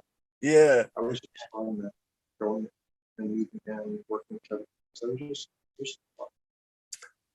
It was all on the ocean, the entire shoot, all on the ocean for the most my part. Stuff, no, I think most of the shoot was, but my scenes weren't. My stuff was. Yeah. I wonder if there was a lot of seasickness on that shoot. Yeah, I heard that there was a lot of problems with the because it ended up being a big flop because there was so much money put into it, and I don't think they recouped the amount because I think there was problems with like the set like falling into the ocean and that kind of stuff. Or It happens during that type of movie. You know what I mean? I'm not a banker now, so I don't speak to that. I don't really care about any of that stuff. I think that what I know is that the Universal theme park created a water ride quite well with people that Boston suggests. Like Hamlin. So regardless of the math, there's a reason you're talking about it at this time. So yeah, and it still seems to stand regardless of some Yeah. of the works that they face, like all movies face. I think there was a lot of envy, ill feeling about the cause, but was perceived as a grossly over, over, expanded budget type thing. I remember wearing a T-shirt that was given to me by the crew, and I was dating this girl at the time. Well, I didn't date her very much longer, but she looked at the shirt and said, "Aren't you kind of ashamed to be wearing that?" And I remember times in my life when I was in handcuffs, or when I was cleaning toilets, or I've been in fights and almost killed. And I thought, I went to Hawaii and met Kevin Costner, and I'm wearing this T-shirt, and this girl who has no clue as to where I've been, how far I've come, what that experience is like. We just trivialize it. She wants it back. I never Yeah. called her. yeah. That's I mean, something, man. Nothing really phases me anymore, and I read people with my eyes closed, and I listen very carefully to what people say, who claim that they love the spirit of things, but then go to the equation rather than the mastery of something that was incredibly innovative and brave for its time. Think about how brave and innovative that was to contrive or communicate a story like that, this apocalyptic thing where the waters rise. It's just, pretty ambitious. And if you look at it now, it still seems to be the topic of conversation, regardless of the perception of it, or the shame that some people seem to carry over it, like the girl that I was hanging out with at the time. It's pretty ridiculous. Because if you look at, in comparison, and I don't look at math too much, but my sense is, though, that these days, that budget would be considered industry standard. Yeah. So it kind of in the end balances out, doesn't it? Yeah. So what are you left with? Are you left with appreciation, or are you left with envy or criticism?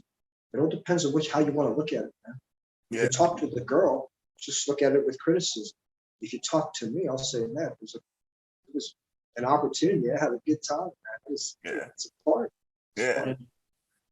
yeah. I mean, Depends on who you talk to and how you look at them. I mean, I know I've been a part of a bunch of projects. I mean, there are going to be projects that you love, the projects that you weren't too happy with it. But I mean, the fact is, I mean, I always try to look at everything I do as a learning experience, whether it's good or positive. You always learn from that. And I've been on projects where someone tells me, "Geez, that's a cheap, dumb, uh, horror film." I mean, you I'm right know, here, Alex. uh, You're uh, hot, dude.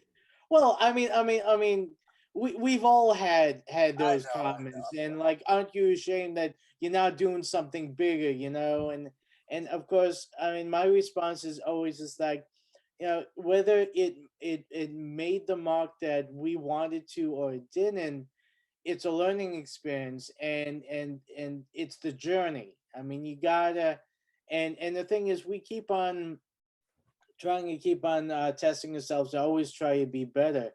And I mean, I definitely agree with you that you have people looking from the outside. They're looking at Waterworld and they're saying, "Oh, it's not a great movie," or whatever their problems with it.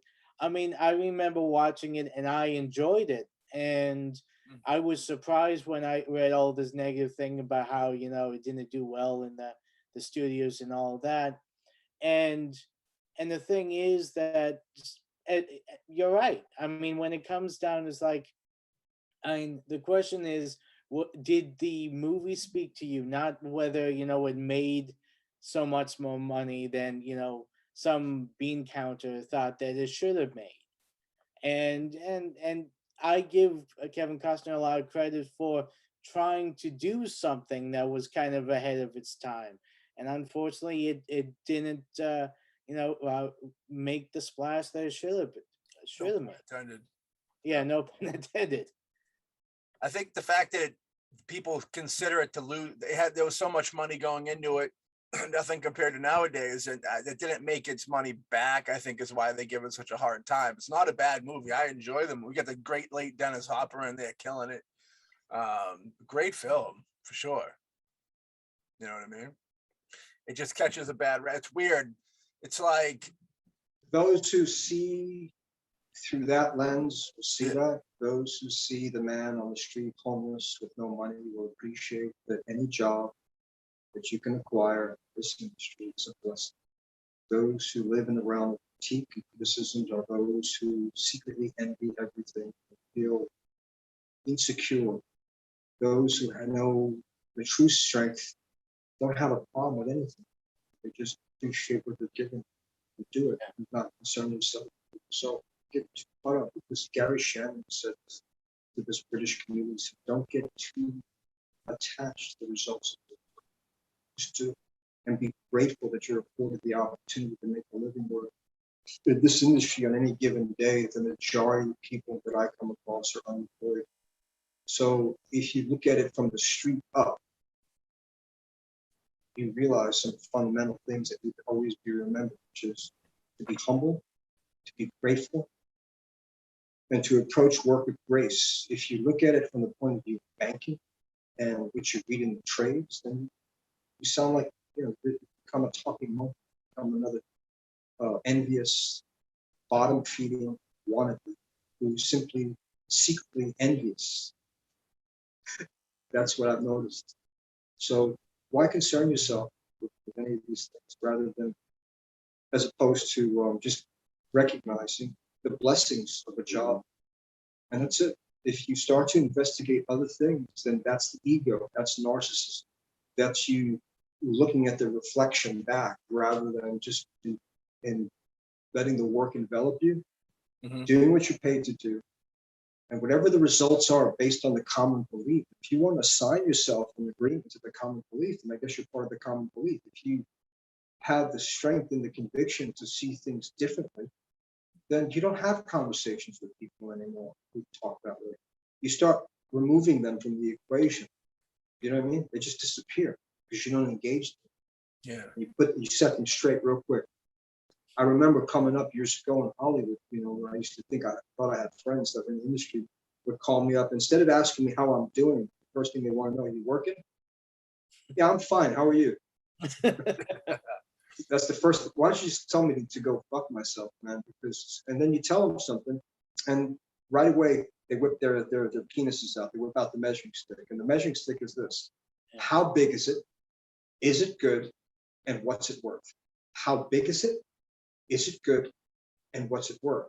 How many weeks? What's your role? And is it a good? Is it going to go to theaters? All these mechanisms of equations that come from people that are basically during the day working jobs that they hate and auditioning, not getting any work. And then they come at you with all these evaluations. And at this point now, it's kind of laughable to me. I think it's hilarious that there are people that function this way. And I feel sorry for them. Because what it points to is a disposition of want that is so great that it loses its humanity and doesn't appreciate anything. Because any artist would know. I once went to an acting class and spoke. My teacher wanted me to speak to some of these up and coming kids and say, you know, what my experience has been. And I said to them, listen, you guys all know how hard it is to compete for work in the industry. Go on auditions constantly. You die 1,000 deaths waiting in the room. You go in, the producers just line you up against the wall, and they, you know, it's like facing a firing squad. And you have to overcome your fear and anxiety and go into these auditions for television and movies and really win the day and show these people you care less about. You're just one of many that has to do something extraordinary to show these producers why they should hire you. And the odds are stacked against you, just like they were at me, high school performing arts. 2,000 applicants, and they picked 7. So you go in knowing this. All you guys know this going in, that there's about at least 100 other people read for the same role. And because you all know this, you know what's at stake, you know what you experience internally and how uncomfortable that can be. And then when you get word that you've been called back or that you even got the job, most people become elated and euphoric over knowing that they're being considered. And then they go and they make gravest error of all. They share that information with their friend or their fellow actor. And I say, when you guys evaluate each other like that, you do each other a disservice, man, because you all know how hard this is. You know how difficult it is to get a gig and to make a living consistently doing something that most people want to do. And chances are, on any given day, I forget what the numbers are, because like I said, I'm not a banker. The numbers suggest, in the ratio percentage, that the majority of people want to be in the industry that exert themselves to desperate are not making a living. There's a very small percentage that actually make a consistent living.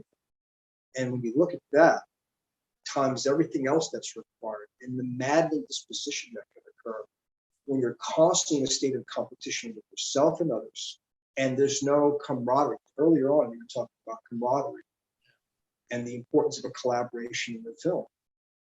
So we have to stay in that realm of thinking, because once we stray away from that and we start measuring things in terms of success and box office and this and all this stuff, you start to emulate the banking system. You start to talk like the people that are sitting in seats of power with corporate.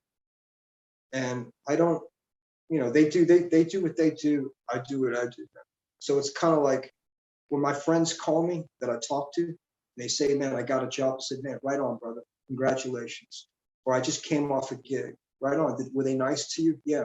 I don't whip out no measuring stick on them, man. I don't ask them how much they got paid. I don't ask them what the character was. I don't ask them, fucking banker, do they owe me money? When you start to evaluate or criticize or critique your friends, what did Ozzy Osbourne say in that song? When you choose to criticize, you choose your enemies. I think it was Rock and Roll Rebel.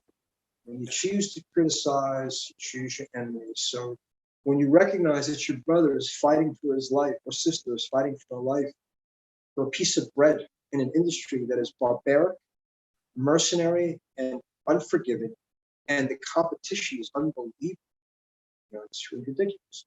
For them to secure any revenue in any position is remarkable. And so you remind them, it's remarkable. Good for you. I'm happy for you. Because if you really love your friends, you want them to be happy and succeed. But if you're envious and you're harboring resentment, then you share that. So I told these kids in class, listen, man, guys, be kind to one another. Be kind to each other in your observations, because if you're not, then it's going to make it even more difficult. And then you wonder why you're all alone and isolated and this kind of thing. So try to consider what you go through in relationship to the other, rather than be angry, be appreciative. But it's a very difficult thing to do. I'm not saying it's easy to transcend vanity. It's very difficult to, you know, and envy. Envy is a difficult thing to transcend. When you feel like, why, how come not me and this guy? I could tell you 100 stories of situations where I was denied things that other people say to me, Robert, that should have been you. You know how many times people have come up to me? But you got to let it go and just realize that everything is flowing like the Tao. You have to just allow things to happen the way they're supposed to happen. Put your best foot forward and approach it in a very benign way, and just be grateful about the work. It's, to me, at the end of the day, it's always just about the work. And if you can, by some miracle, combine the work with employment, man, you've done the miraculous, man. You've parted the Red Sea. You're walking on water.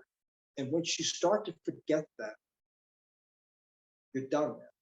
You become arrogant, you become unappreciative, and you lose sight of the innocence that drove you there in the first place. Not everybody's driven by innocence. People are driven by greed, they're driven by fanfare and vanity. They want to become God.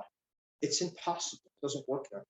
And if you think that the people that stand in what is perceived as the higher stations as God, you're mistaken. they're still human and they still suffer the indignities of the fall. Remember, what's his face in his best work? What's happened to him since then? Whatever happened? All these sentences and this type of dialogue diminishes the artist and blames the artist for things that the artist has no control over in an industry that is selling product. If you lose sight of the artist and focus on, well, where is she now? Where is he now? You become a gossip feed and a gossip predator, and you lose sight of your own journey. And my question then would be, the same criticism or critique that you assign to others who've gone down this road forever, would you assign that same criticism to yourself? Would you see yourself the same way? For those who are masochists who hate themselves, yeah, they'll see that. But for those who understand the difficulty and the great war with many, many battles, will appreciate any veteran who's been around for many decades fighting the good fight, and will give them respect for that alone, and realize that everything else, the media, the stations, the money, the perception, the reviews, is out of your control, has nothing to do with you. Nothing. But when you make that about you, then you get caught up in the bullshit. You become this very thing that you're taking issue with. You become. So it's a really fine line. It is. So I would suggest that to anybody, and anybody that's in your sphere of happening with work, creative, that does not support you. You know, like you pluck the weeds out, just pluck them out, get rid of them. Don't even engage those conversations. Anybody you don't like what you're hearing, I gotta go. Anything that does not support what you're doing, Yeah. or tries to make you feel small and diminish your efforts, is your enemy. It's the devil. It's a devil. Negativity is like cancer, you know what I mean? It's the devil, meaning devil's a metaphor for this idea of something pulling you down into a realm of depravity, a realm of powerlessness, a realm of hopelessness, helplessness. It's this physics, gravity field that tries to pull you into an antimatter field, this dark field where you're just, where the light you're supposed to ascend, right? The idea is he's blowing up, he's getting bigger. This idea that the spirit of the artist is now being celebrated and being allowed to demonstrate this ability, not for its own sake, for its own ego's sake, for the sake of the art form itself. When you get too caught up and look at me, you lose sight of what your responsibility is, which is to serve the art form so that others can observe it, enjoy it, be entertained by it, and maybe, I don't know, come away with some kind of inspiration because of the film, something that you did. Because when you talk, I notice you're very inspired by performances that you've witnessed over time because they did something, physics of your body and your mind. That's what's required. And that's what makes the difference. And when people lose focus of that and they focus on other things and they look at rise and decline, they become like, the people that look at Matrix and discover, observe patterns of math. They're the label makers. Yeah. They're the Wall Street guys that watch that shit. And to me, that's a dangerous affair unless you want to be part of that. That's not an artist. An artist doesn't do that. That's a capitalist. That's money mind.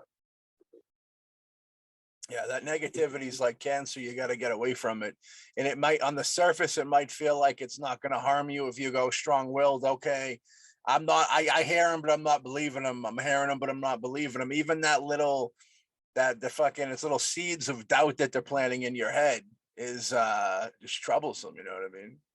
Yeah, it's easily avoided though. Once you can identify and recognize it, it's just like stepping over an ant. All it is a fucking ant. It's about this big. So you just step over it or step on it, depending on what your trip is. If you're a Buddhist, you step over it. If you're a crusader, you step on it, crush it. It all depends on what your trip is. If you're Ozzy Osbourne, you snort him up, if I remember correctly. You know what I mean? Bring it back around. Whatever works. But Hell yeah. Let's talk about the mule for a second, because the great and powerful Clint Eastwood, I mean, a mega house, powerhouse of his time, legendary actor, and his whole I know he's been directing for a while. I think Play Misty for Me was the first thing he ever directed, and he's been a great filmmaker and one of the best filmmakers we have going right now. How'd that project come about with that? I was living in Washington at the time, and I got a call from management that Clint Eastwood people wanted me to do a self-tape. So I went in my closet and I pointed a tablet at myself, and I read the doc, and I sent it out. And then he looked at it, Clint Eastwood looked at it, he said, have Robert do it again this time, here's the adjustments. So then I did it. And then I got hired, and they flew me from Washington to, forget the location where it was. There's somewhere in the desert. And it was surreal, man. It was awesome as that, man. And before the man who was in the scene with you, directing and starring. So it was kind of at first intimidating, but once it's like this, you jump into a pool, it's cold, but you start swimming around after a while, like, oh, this is nice. Yeah. It was like that. I met Andy Garcia. He was there. He introduced himself as I'm Andy Garcia. It's his pleasure to meet you, sir. And then he put his hand around my head like the way an uncle would caress his nephew. I never forgot that. And I remember too when we made the film that Clint Eastwood was the last.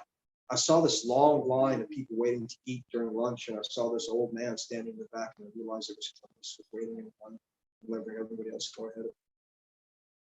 And I thought, wow, look at such humility. And then he sat down and ate with the crew.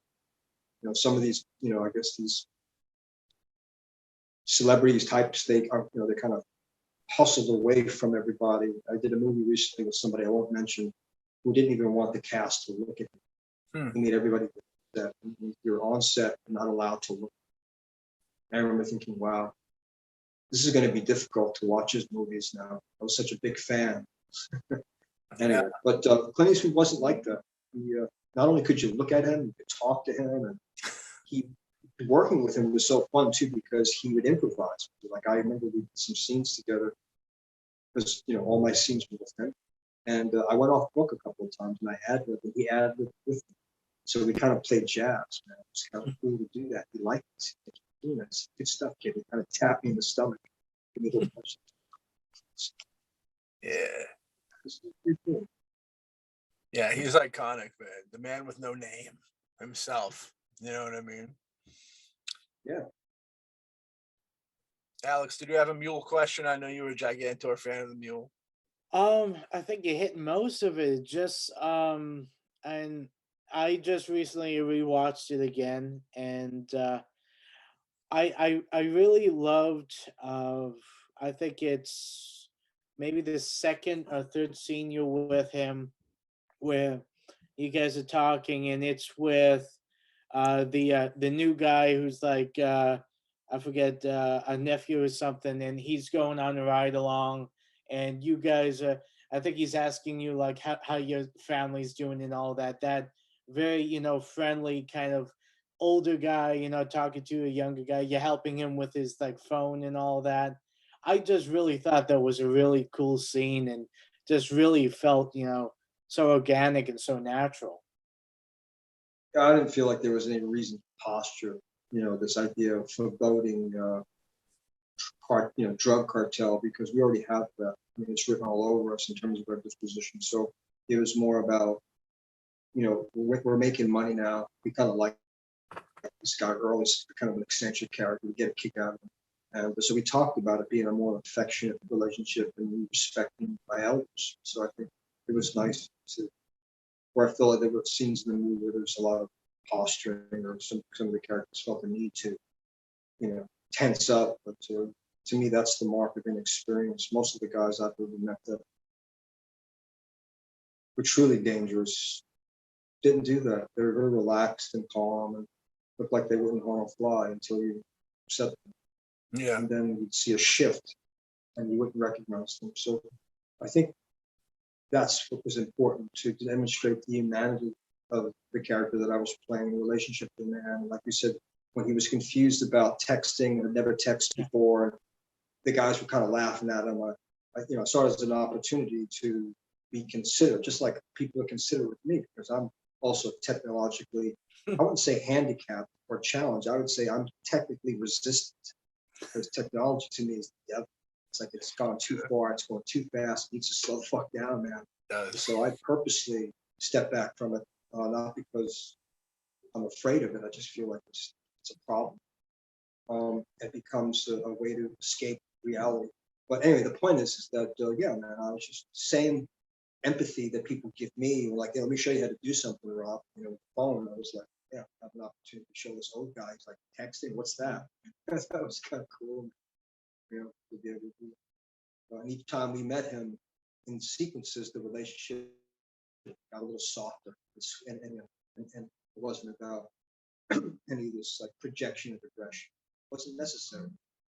It's like a guy behind me is holding a fucking, you know, an AK-47, you know, and his face reeks of like death, you know. And so what do you know, you don't really have to, you know, posture, man. All you got to do is just inhabit the space and breathe. Yeah. You know, it's all there, you know. The question is, you know, do these guys like you or not, you know? Yeah. And I think it was beautiful to see that relationship in the subtleties demonstrate an affection rather than we'll kill you. You know, that's been done 100 times and it gets boring after a while. We've seen that already. How can we twist this a little bit to make it more human? Because you guys say bad guys. To me, they aren't bad guys. They're just men who have a conflict that they're struggling with. And sometimes the conflict overtakes them, like in Apocalypse Now, and the guy's talking about the Colonel, how, you know, the greater nature, you know, sometimes the evil overcomes the greater nature of our angel or something. So that Colonel Kurtz was battling with this idea of good and evil, that you know, the darkness overcame him. But sometimes in that struggle, you see humanity at its best, because that's realistic. Because most men will admit to you that they battle with temptation all the time. Some people just are more extreme about their methodology. They will go do something. But I think that conflict lives within everybody. So I think there's a danger when you start labeling, you know, this person's good, this person's bad. We have both in us. And some people succumb to one more than the other. Some demonstrate a disposition of, you know, of peace and love. And yet underneath, they're secretly stealing money. So it's a very, humanity's dynamic. It's very complicated. You know, the superficial self and what it projects isn't always what's really going on. Yeah. You know, so this idea of labeling things and putting people in categories, man, it's just when you think you got the devil, don't. Or you think, oh, this guy, I thought I knew this person. And then something happens to demonstrate that humanity suggests that they fell prey to a temptation that changed the physics of how they are. You know, maybe prior to that, they did a bunch of good things, but they made a decision to use this now. Yeah. So does that make them a bad person? They made a bad decision. So it's a very, to me, it's a very complex matter in that regard, which also I think is fertile ground to build characters that are rich and realistic. If you embrace the humanity, if you embrace your character and say, I'm a bad guy, you enter cartoon land, man. Right. Snidely Whiplash. You have to embrace your character's humanity, because they all have it. Even the ones you think of the darkest, some semblance of it. Even if it's this much, there's something still there. Dig deeper, you'll find something, I believe, that suggests that, you know, something more. Yeah. Yeah, I always look at it like he or she is out there. They're trying to do what everybody else is doing, which is like feed their family and live a happy life. That just happens to be the trade that they know. You know what I mean? Yeah, I mean, the guy who's helping cut the trees down, he says, yo, I got a wife and family to support. Well, who's your boss? My boss is over here, but my boss is working for a subsidiary company in China that's a subsidiary, you know, and then this Margaret in Malibu owns stock in that company, and then she willed all her money to the cats. And the cats are getting fed in this estate. She's died, so the cats are cutting all the trees down. You follow me? Yeah. So it's kind of like when you're dealing with Monopoly games and power trips and the deforestation and the trees are being cut down and all this shit is happening. Who's the culprit?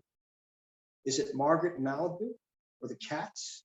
Because she willed all the money in the estate that the cats be cared for. And she didn't really look at that she owns stock in this company that's cutting all these trees down in South America. So as long as the cats are provided for, that's fine, but the trees continue to be cut down. Yeah. Is Margaret a bad guy, or the cat's a bad guy? Or is it just simply an irresponsible act that does not consider the impact that it's making in other people's lives? The guy says, look, don't come kill me, man. I'm only cutting these trees down because I got a wife and kid, man, and I got to pay my bills. Yeah, but your company is responsible for doing this and this. And so we're going to blow your tractors up. We're going to blow up your derrick. We're going to take your chainsaws, man, and fuck them up because we don't want you cutting trees. So who's the bad guy? Mhm. The law would say that the guy who blows up the tractor is going to go to jail because he broke the law. But from the point of view of environmentalists, they'd say, no, you guys cut the trees down. You guys are bad. You're serving the corporation and destroying our world, man. Mm-hmm. Yeah, It's a lot of gray there, man. it When you is. start really looking at things, bro, It's true. you gotta Everything. keep Yeah. you gotta really consider how dynamic stuff is and why things happen. It's not as simple as people think. There's a lot of people in play doing things that don't want to be accountable, yet are the link in the chain of evil that pulls the beast along. Yep. Like, well, don't look at me, it's not my fault. So we're all, in a sense, slaves to that mechanism of function that creates the cesspool that we call life, or the world, unfortunately, that's being contaminated by humanity's insensitivity to the wellspring, to the oceans, to the lakes, to everything, to the atmosphere, and all this stuff. Why is this happening? Why are we allowing it to happen? Or is it just a runaway train because we've put into practice for so long something that we've utilized as power? We don't know how to pull the reins on it, because if we stop it and all these jobs go away, then we create another problem. So there's a domino effect. If we try to correct this, then this happens. So it's a house of cards. So maybe the whole thing has to collapse. But whose fault is that? Who's the bad guy? Are we all guilty? Because we're all participating. And the guy says, well, look, I don't want to go to war, man. I don't want to kill my Middle Eastern brothers. Well, I don't either. But here's the thing. The guys that are driving down Pacific Coast Highway in the big Humvees, and the cool cars that take all this gas and oil, and they're bling bling. Every time I see one of those big vehicles, you know what I see? I see a bunch of dead soldiers in Afghanistan. I see my brothers getting their fucking arms blown off. I see all these dead kids that have been blown up by these drones, just laying there graves. Little babies just dead because somebody wants to drive a car. Yeah. So we can continue to serve the demand for oil, to move the ego along, to move the image along. Cool. Meanwhile, our brothers are going to war, fighting our Afghanistan brothers, so that we can hold that value, show off something, not considering the link to where that goes. And so the leaders go, hey, they want all this stuff, no problem. We'll make money on it. We'll blow these people, the kingdom come. Justify it, because all these people are good consumers. They don't even realize they're helping support the value of war. Yeah, I don't want to go to war, man. I don't want to kill nobody. Right. Get it? Yeah. So it's the matter. We all are. Because we're all participating on some level in holding the value that keeps that machine moving. So when they say time for you to go to war, don your uniform, grab your M16, go to war, because you're living in this country. You can't just cop out. You can, then turn off the power. Don't drive the car. Go live in the woods. And then you can say, I'm off grid. I don't participate in this constitution of lies anymore. Then you can truly be a conscientious objector. But if you're sucking off the tip of capitalism and benefiting from propagating that materialism, then you have to go to war, because you're helping perpetuate. Yeah. It's true. It's very true. You got some Ted Kaczynski, you know what I mean? Doing it big. If we bring up an iconic actor like Clint Eastwood, we have to bring up an iconic actor like Alexander the Hawk. You know what I mean? Who Thank you. you worked with.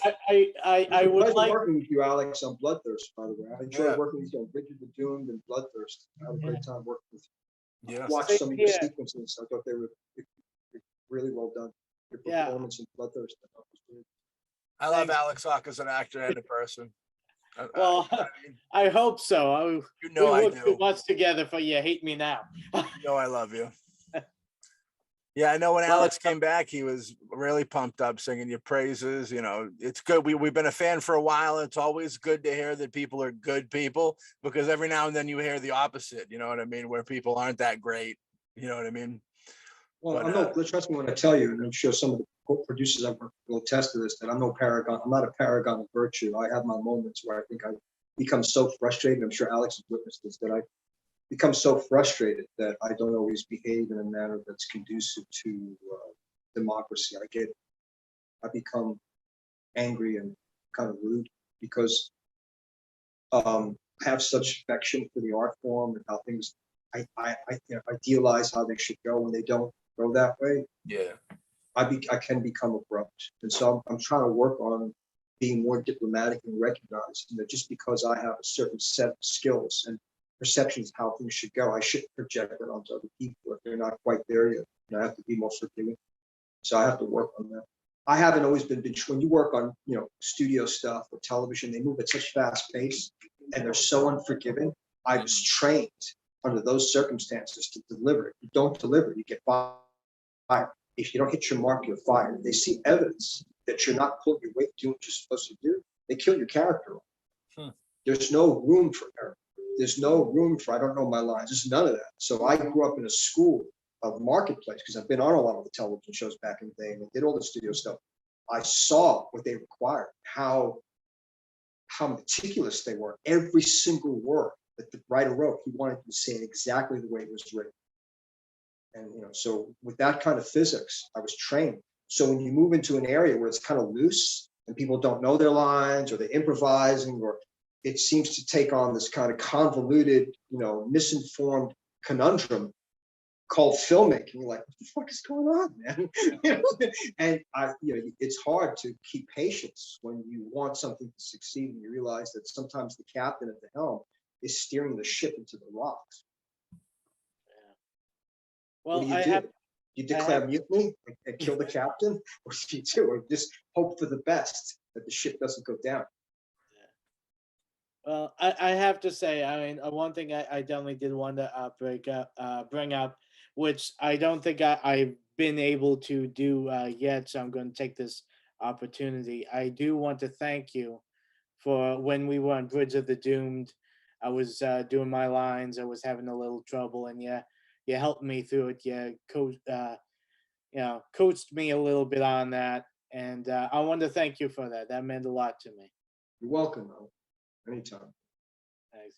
Yeah, I mean the thing is, as you know, as an actor, and the way I always see it is that every actor attacks the script, the character, and all that in different ways, or find different ways to. And the way I always attack my characters is I always go for the emotional aspect, the emotion of the scene, the emotion of the character. And in that scene, it was, just pretty much a bunch of facts. And I think my head was getting a little too, wrapped up with the facts and, trying to throw in, personality and all that. And, it happens. I mean, and it's funny because I remember I was like going over those lines like continuously. And then when you get up there, your brain sometimes just doesn't work. I mean, it happens to us all. Yeah. Yes, Yeah. absolutely. But Yeah, that is correct. Lifting it yeah. off the paper is very challenging. Bringing it into three dimensions, and even four dimensions. This character, and the way it's written, suggests a spiritual kind of aspect of the character. Yeah. I know you recently flipped cameras and behind doing your directorial debut. Yeah. American Trash. It looks great. How'd that come about? How'd it blossom?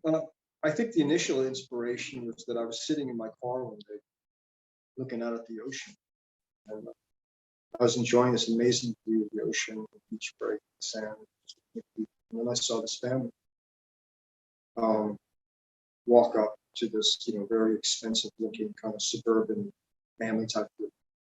And they were meticulously cleaning off the sand and feet and everything. And then they were using paper towels. I remember seeing the father take a pause because he saw me watching. And then he took a minute to think about it. And he just threw the paper on the ground on the beach, and the rest of the family was kind of discarded the trash. And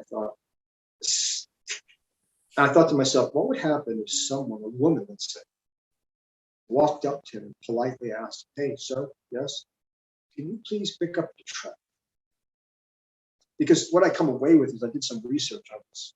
Every year or every month, there's X amount of tons of garbage being dumped into the ocean. There's X amount of trash. Like, it would blow your mind how much is seeping in along the coastline because people, plastic bottles, all this stuff is running off into the ocean. It's killing the dolphins, are getting sick from it, the fish, all this, we're contaminated by doing that. So I think when I saw that, that was my first inspiration to start writing. What would happen if some like neo-hippie type woman came up to him and started preaching the gospel of like, this is our Mother Earth, man. What are you doing? His response would be like, well, do you own this beach? Do you own this property? No, I don't own it. None of us own it. The earth owns us, man. She's our mother and she's sustaining us. So maybe just consider that. So I thought about philosophy like the 60s. If I brought the 60s philosophy into the 21st century to kind of confront this apathetic culture we live in, where everything's so disposable, nobody cares about each other. What if a few people came together and considered that and suffered a common loss, like a girl gets killed because she asked somebody politely to throw something away and they kill her, they kidnap her or something?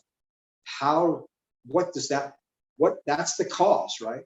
So what's the effect after that? What do? Do we seek revenge? Do we find the killers? Do we find it within ourselves to forgive? Do we become more sensitive to our environments and our areas? Do we spread awareness? What do we do? Because it's happening right now. In Fox Hills, they're kidnapping young girls. In Venice, California right now, there's an epidemic of overdoses because of, heroin and other stuff. So people are dying in record numbers down there. So I'm not fabricating anything. I'm looking around at my world going, holy shit, what happened to California's dream? The ruination of the city from the 60s up until now is quite obvious. If you see the span of time over the decades, what's happened and why. So I'm exploring this in interpersonal relationships, how in the 21st century, people who are dealing with incredible violence now. I don't know if you've heard, there's people walking right up with guns and just robbing people in places in Beverly Hills or kicking in doors in Brentwood, executing this elderly couple. I think the husband was shot and was executed, and the woman was beat. And these are places that are considered prominent communities. They're just smashing and grabbing. And this is recent. So I thought, okay, this is the world I'm living in.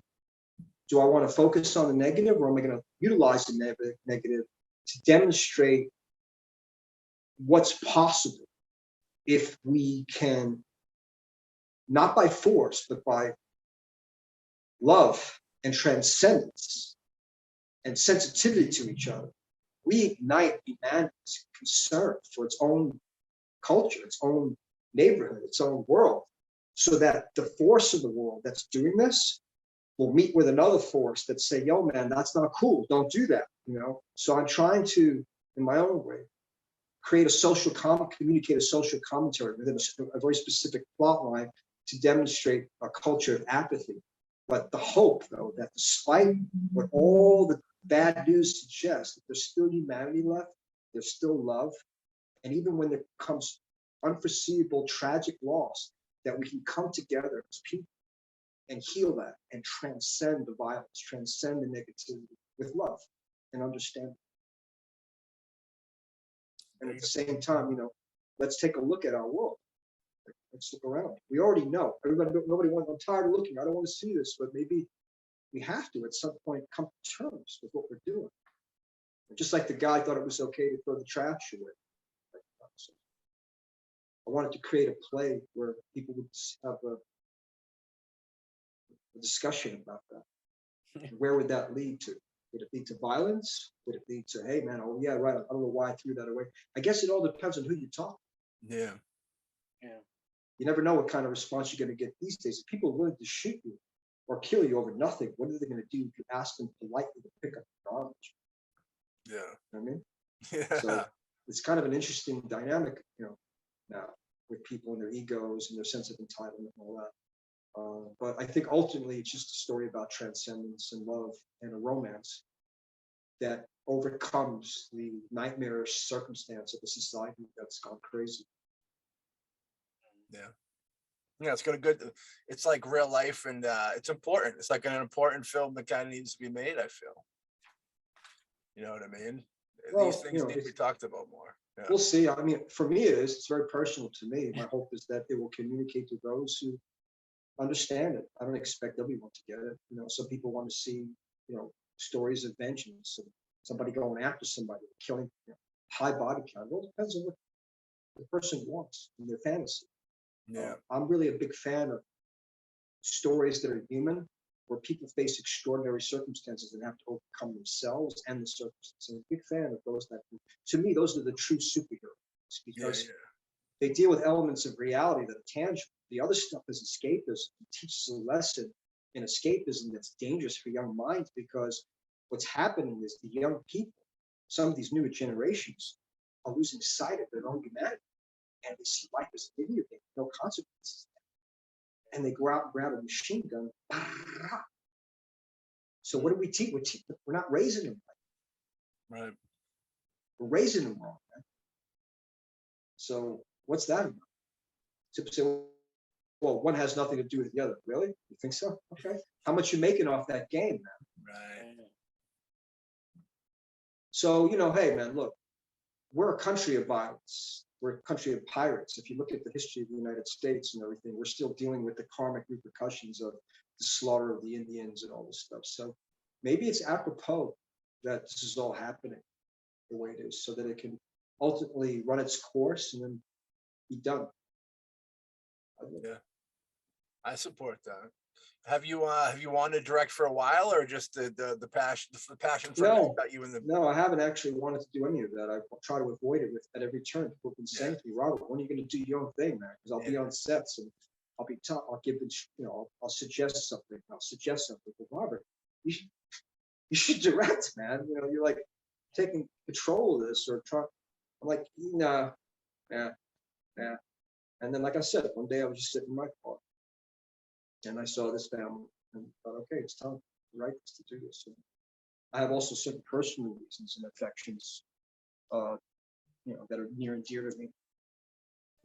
This idea of, I think this comes from watching, maybe Alex, you can appreciate this, the black and white movies that, a lot of their themes are on this idea of tragic love stories. So I wanted to integrate an aspect of love between a man and a woman that, where the man experiences great loss, because I've experienced that. I think a lot of people have experienced loss, and not everybody deals with it the same way. And also, my character is served in the Gulf War. So because I'm former military, I can identify with certain aspects of PTSD, because I've been treated for PTSD. So the film also deals with elements of that, and basically, trying to re-enter society from the point of view of war, and nothing makes sense. So I wanted to basically tell a story that's not about a guy in prison, because I'm not a convict, I'm a veteran. So I wanted to finally tell a story that brings to the forefront of observation something that I can actually speak on, because I did time. I was in the military, and I was actually, so I want to speak to that. I want to speak to what the human psyche has to go through and the heart of man has to deal with when they experience a loss that's tragic and violent, because people do nowadays. It's happening a lot. So, and at the same time, I wanted to introduce a variable of love, presence. It seems hopeless, but it's not. And in the end, you realize that, as cliches it sound, that love transcends all the negativity. And so I wanted to utilize elements that I know to be true, but at the same time, I didn't want to glorify them. I don't want to glorify the violence. I don't want to make a pity party out of PTSD. I want to explore it show one person's perspective of it, my perspective of it, so other men, because I've met a lot of guys that have served over there in Afghanistan. I've talked to them, I see what they're going through. So I wanted to provide an opportunity for men to see, or women to see something that maybe they can relate to, because they feel misunderstood.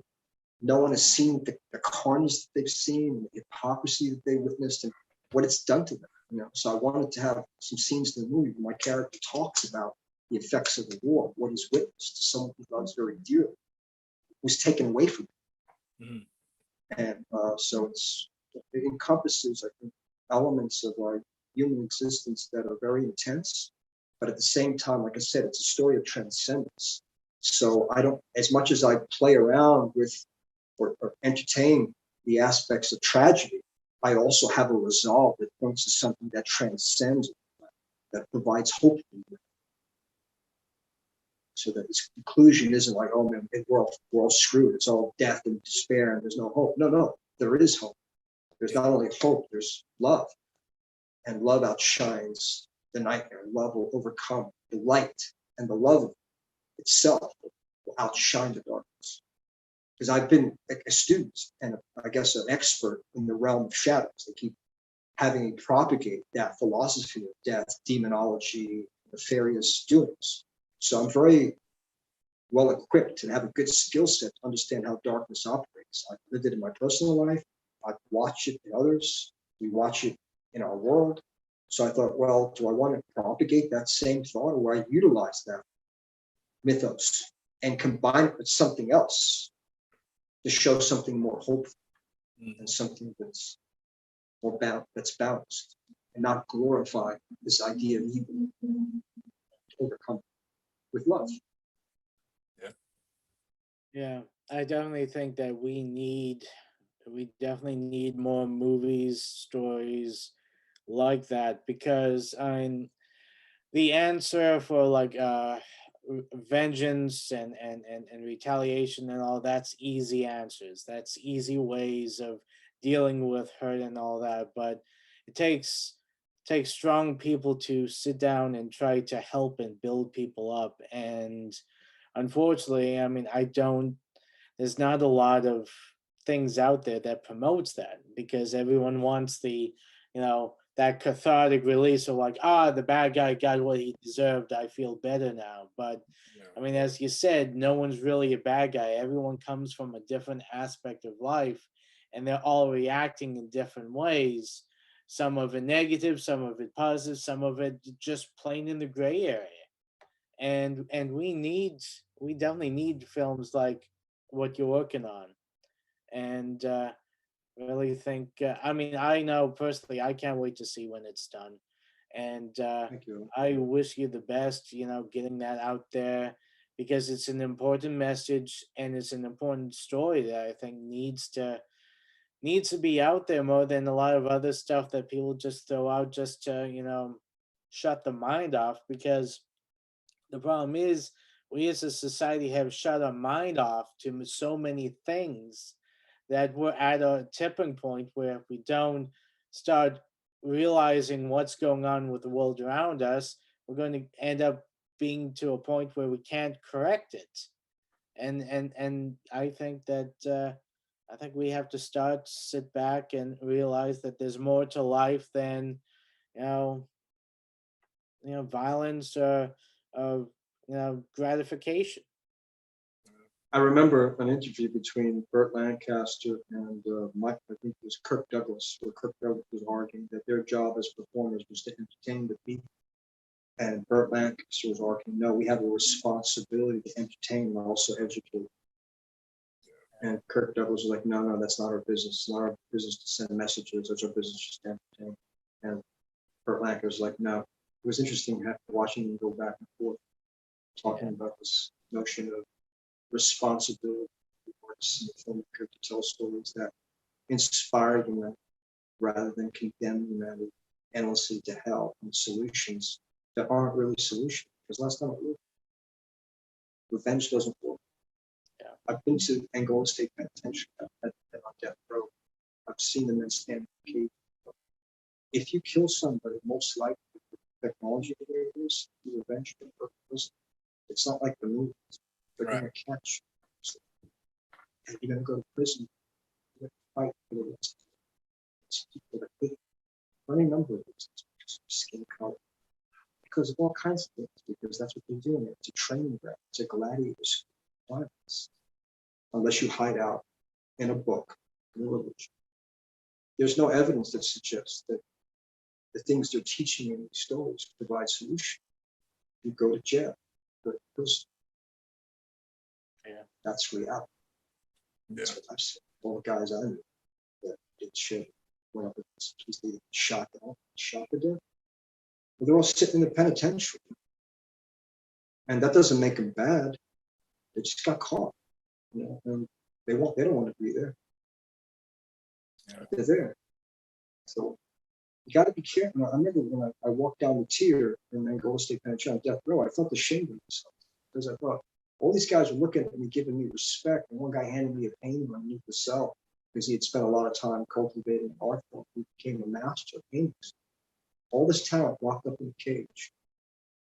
Here I am on the other side of the cage, standing next to the CO, making these movies glorified.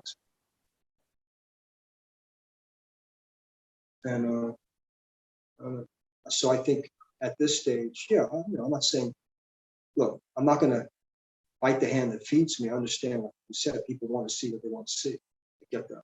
But if I have any control to make a project or make a film or write something with, like Burt Lancaster would suggest to Kirk Douglas, I feel like I have a responsibility at this stage. Yea or nay, whether it's perceived as a good product or a bad product, who cares? The reality of it is, for me, I have a responsibility at this stage to communicate something that's more human than what I've been demonstrating. And it's not me. I've been told what to do. You don't tell your boss what to do. Your boss says, look, here's the work order, do it. People keep saying, Robert, when are you going to do something different? When my boss lets me. Michael Mahal and Sonny Mahal have been probably the few producers in the recent past that have allowed me to move out of character structure that indicates something very different. You know, riding horses, playing vampires, playing assault. A general in the army, man. You know, I am former military, but no one in the so-called mainstream of popularity would allow this. So I see what's possible. And I'm grateful to like some of the pizza. I'm grateful. They've allowed me to do things that no one else would consider. Once I saw that that was possible, and now we talked earlier about how tattoos are now such a feeling, they don't carry the same stigma. I thought, okay, then it's time for me to step up and communicate something with responsibility to humanity, to the craft, and not replicate their idea. I'm talking about Sonny Mahal, Sonny Michael, I'm talking about some of the others who locked me up in the Charlie Manson cage forever, considered me a social pariah, the devil, and opened the cage just to let me come out here now and do devilish things and put me back in the cage for a life sentence. And that's cool. Like, I'm not hating on it. I know how to do it. I'm very equipped to manifest the incubus in that state of consciousness that vibrates them. The difficulty is that once you do that too much and people get used to that, then they identify only that. And if there's other aspects of your creativity that are equally strong or capable, why not exploit those two so people can see something else and combine it? So my story isn't a story about utopia. I'm definitely going to utilize aspects of what people are used to seeing me do, but I'm going to combine it with different elements that we're not used to seeing present while that's happening. Love is going to be present. It's happening. Say, no, that's not the way. What are you doing? The argument, I'm going to present the argument rather than the agreement to follow through with the evil. I'm going to present the argument that rebukes that, says, listen, man, that's not the answer. So in that sense, I feel like I'm being responsible, definitely responsible to the art form in the marketplace. Whether it makes sense to people or not, it's not my affair. I hope it does. It's not my affair. Yeah. My affair is simply to make something that's coherent and the performance is to be effective enough where people feel something. They may not understand what they're saying, but as long as they feel something, talked about, I feel my way through my characters well. I don't think my way, I feel it. So if people can feel something, mission accomplished. That's all it is. Yeah. When I watch a film, I'm not looking for perfection. I'm just looking to get out of my head for a while and feel something and be taken off into another world and live with characters that maybe I can relate to a little bit, feel something for them. That's all it is to me. For people who want spaceships and monsters or whatever, gun battles, right on. Let's say there's anything wrong with this. That's why it's beautiful to have such a marketplace filled with so many options. Yeah. But I'm not going to propagate the very thing that has enslaved me and locked me up in jail. Why do that? If I have the key to open the door and step out on my own, I'm going to do it. Yeah. I'm going to stay in the cage. Why would I do that? Yeah. Doesn't make any sense. Agree. Unless you believe yourself to be them. Some people believe that they are their characters. So this just must be who I am. They all see me this way. But I learned years ago not to trust anything that my family said to me, my so-called friends. They're all wrong. They all predicted my future for me. Every single one of them were incorrect, except maybe one or two. And the two that were right were the ones that were preaching the gospel of possibility and hope and happy life and success. All the others were showing me the measuring stick and the limitations. And like, this is where you're gonna end. This is where it ends. Okay. That's a lot. Appreciate it. I'll keep that in mind. Yeah. So it's all good, man. It's beautiful. It is beautiful. We usually like to wrap up the show with a big question for everybody. We get a lot of artists of all walks of life, film, music, authors, comedians, all types of people pursuing, you know what I mean? So we like to ask people, for the people listening, what advice would you have for somebody that, to keep them going, you know what I mean? Like a positive, we touched on it a lot throughout the show, but just an overall wrap up of like people that are out there and they're pursuing the things they shouldn't get discouraged by and such, you know what I mean? Any frequency or voice that communicates something that discourages you, ignore it. No matter what form it takes. I don't care if it's your wife, your husband, your son, your daughter, your rabbi, your priest. Let not the form deceive you. If someone says or it does anything to diminish your sense of purpose, run from them. Politely excuse yourself and then don't argue. Don't waste your time arguing with an idiot.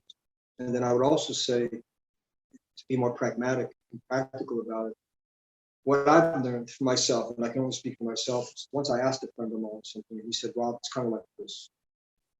It's like going to Las Vegas, You take everything you own, you sell it.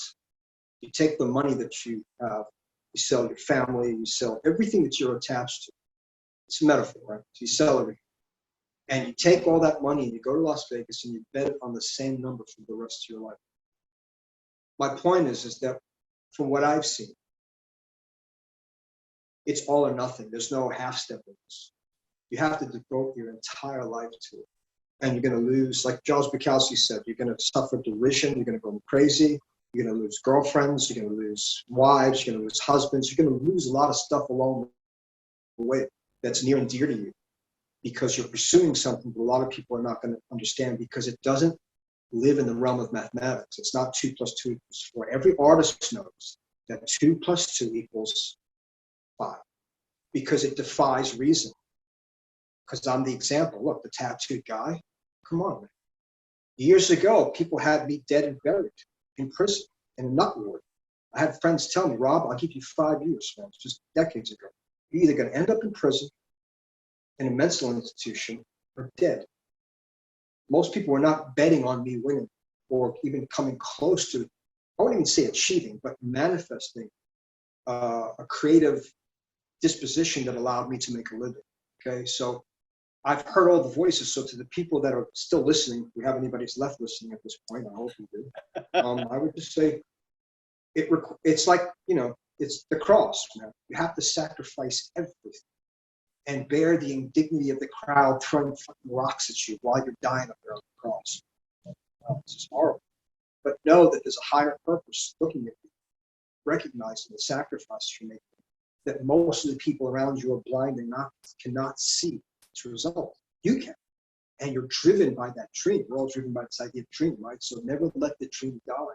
No matter what happens, you still have to go. It's like the Vikings, Valhalla. You fight to the death, to the end, and you walk toward Odin. You don't kneel and crawl. You stand upright, and the greatest honor is to die in battle. You die trying, die fighting for what you want. Never be discouraged. Do not let anybody discourage you.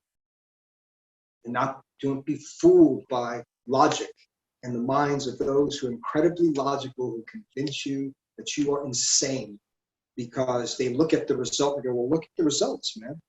You can't just see the result. There were writings on the wall. I had a girlfriend years ago, she told me, she said, Rob, maybe it's time to face facts, because I was going through a slump. Right? I said, you know what facts I need to face? What's that? The fact is I need to remove you from my life. That's the fact I need to face. Wrong answer.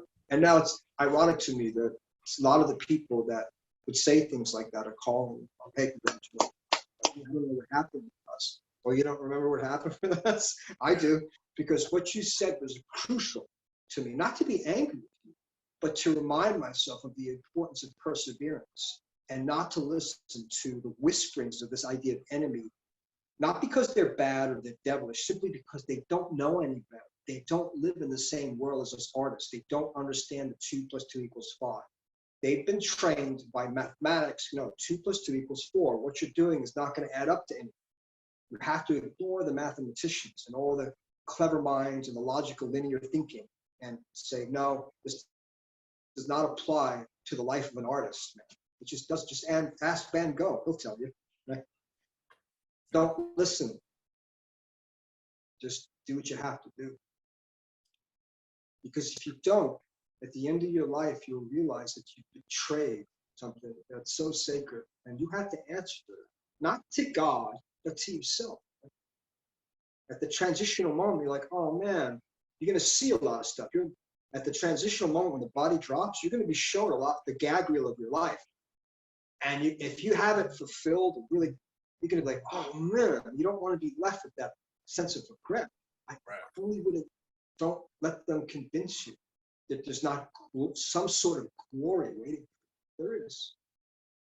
So I can't speak to what form the glory takes. I'm not talking about money or prestige and taking a bow in the name of lights. Those things may happen, but that doesn't always guarantee a happy life.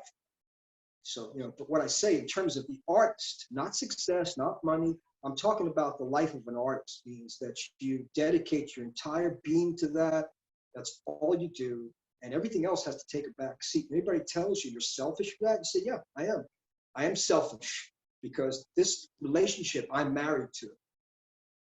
And that's the only thing that really matters for those who choose this life or those who have been chosen. Because I don't think you choose it. You can't help but do it. Yeah. And if no one understands that, then that's fine. They don't have to understand it.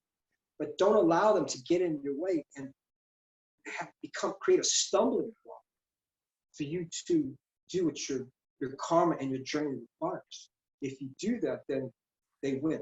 You betrayed yourself. So don't betray yourself. Stay true to it. I mean, look at me now. Not that I care about any of the physics of this. It doesn't mean anything anymore. I can't even see it. And my eyes are so bad now, I can't even see this. My point is, for years, people would laugh and mock me and say things like, you'll never play a leading man. You'll never win the girl. You'll never play this. You'll never. What kind of girl is going to look at this? Even in my personal life. I said, why don't you ask that beautiful blonde girl right there who's tattooed on her neck, who's dating me? You see, you realize that you just can't listen to anything that makes you a monster now. And I know this better than anybody because they spent years trying to deem me the monster. Yeah. And that's cool and everything. I don't trip on it because I know what that is. And I know what I am and I know what I'm not. And once you know yourself truly, then all doors open in terms of possibility. You do not limit yourself based on somebody else's idea and perception of you. You overcome it. Overcome it through realization and application. You go out there and do it. Go do your own thing. You make your own. You, like Alex was talking about, you collaborate with your people to make something. You just keep doing it, doing it, doing it. And every day you wake up with a purpose. And some days you feel like there's not as much purpose. So then you appreciate the days when you wake up with more purpose. Like, wow, I'm so excited to be a part of this thing that we're making. And don't ever let anybody steal your joy or rob that from you. And be careful who, I would say, and I'll be quiet after this, be careful who you share your good news with, man. If you get some good news about work, really think about it first before you start handing it out, man. You know, like money, you know, it's like money, man. If you want to be charitable, great. You can hand some of it out, but keep some for yourself, man. Because you hand out too much of it, you go, shit, where did all my joy go? Yeah. You gave it away. Don't give it away so easily. Hold on to it for a while and be really careful who you share that good news with, because they'll confiscate. Yeah. Like that. It's true, man. That is definitely true. I know there's somebody that popped in my head immediately when you said that. I remember I was telling them about something with the show that was good, and they were like, they dismissed it, which is like, but they don't do anything, which is the funniest part. But yeah, I feel that. I hear you, and I feel that. I really feel that. Feel that. Yeah. Well, that was great advice, man. We thank you very much for being on the show. We took My up pleasure. a lot of your time today. We appreciate it. I haven't done interviews in a while, so it's been a long time coming that I talked to somebody about We're this. making up So for thank it. you for having me. Hey, we'd love to have you back again and anytime, man. You know, you're fucking, we're big fans of your work. You're a great dude. Very smart dude too. You know what I mean? You got deep with us, and I appreciate that deepness. Deepness is important. Anybody out there listening, get in tune with the deepness, and you'll have a happier life. Yeah. We like to go on the journey. It's whenever anyone asks us what would we do on the show, and don't get me wrong, we're all about talking about the career, about the experiences, and all of that.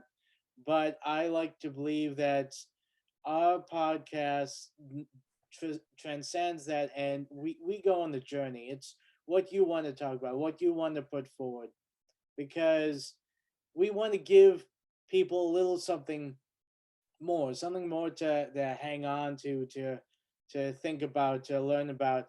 And the thing is, 90% of these interviews, we don't know where it's going to go, and that's what we love. And we love to take the journey with you. And like Matt said, I mean, when your movie's done, when you have anything that you want to promote, give us a call and we'll bring you on the show, because we want to help and promote people and get more stuff out there. Because I mean, as you said before, it's this industry, too many people are about, what can you do for me, or how can I, hurt this person so I can be better. And we like to, help promote and help to push people forward, because your success is our success. When you're successful, we're happy that you're successful.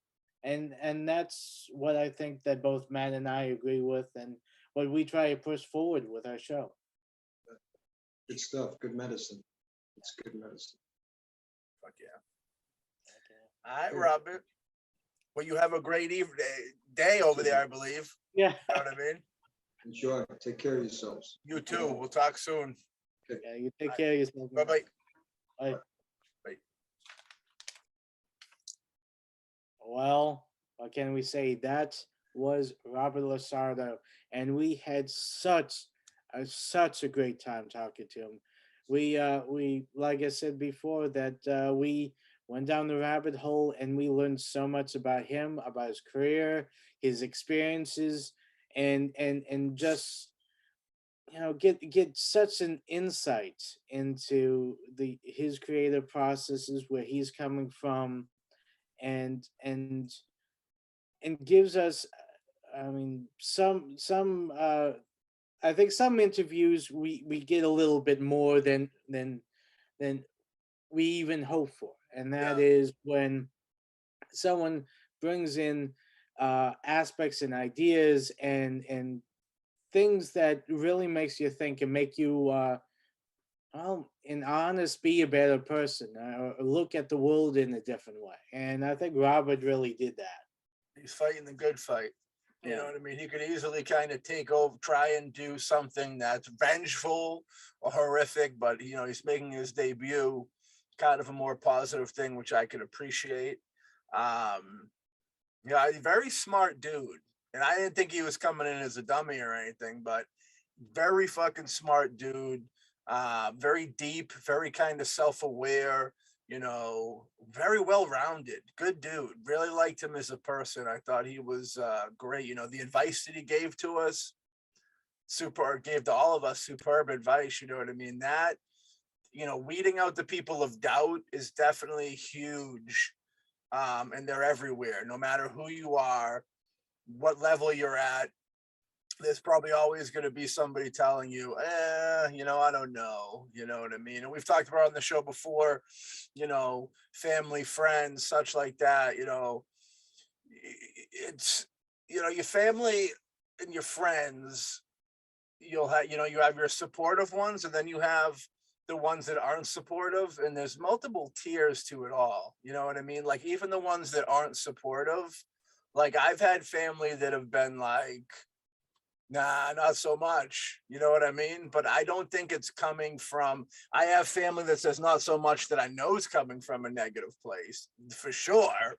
And then I've had people that were, not so much, coming from almost a positive place in their eyes, at least, and I can see the positivity of it.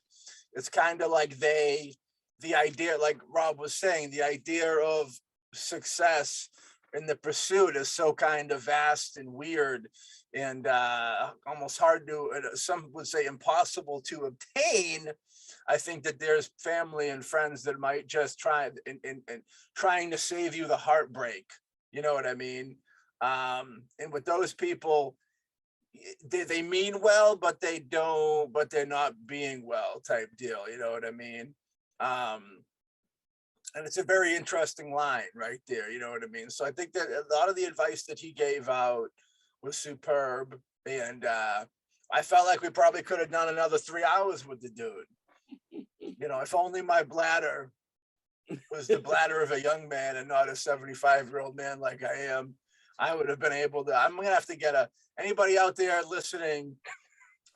If you see a contraption that I could strap onto the head of my wank, on the head of my pinochle, and just kind of let it flow like the Amazon rainforest, while we're talking to people, without having it interrupt the audio. You know what I mean? If there's something like that out there, let me know, because my bladder is my own worst enemy sometimes with these interviews, where we'll be 3/4 or like 90% into a superb interview, and it just starts, it's telling me it's time to go.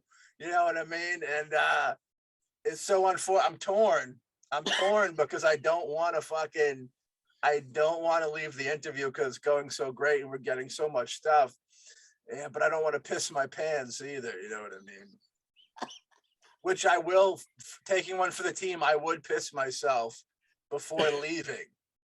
So if you ever see me leave, if anybody ever sees me leave frame, you might as well call the paramedics immediately, because the only thing that we could be dealing with is some dire shit where I'm going down. You know what I mean? Like, I'm running to the phone. I'm running to get my cell phone or something.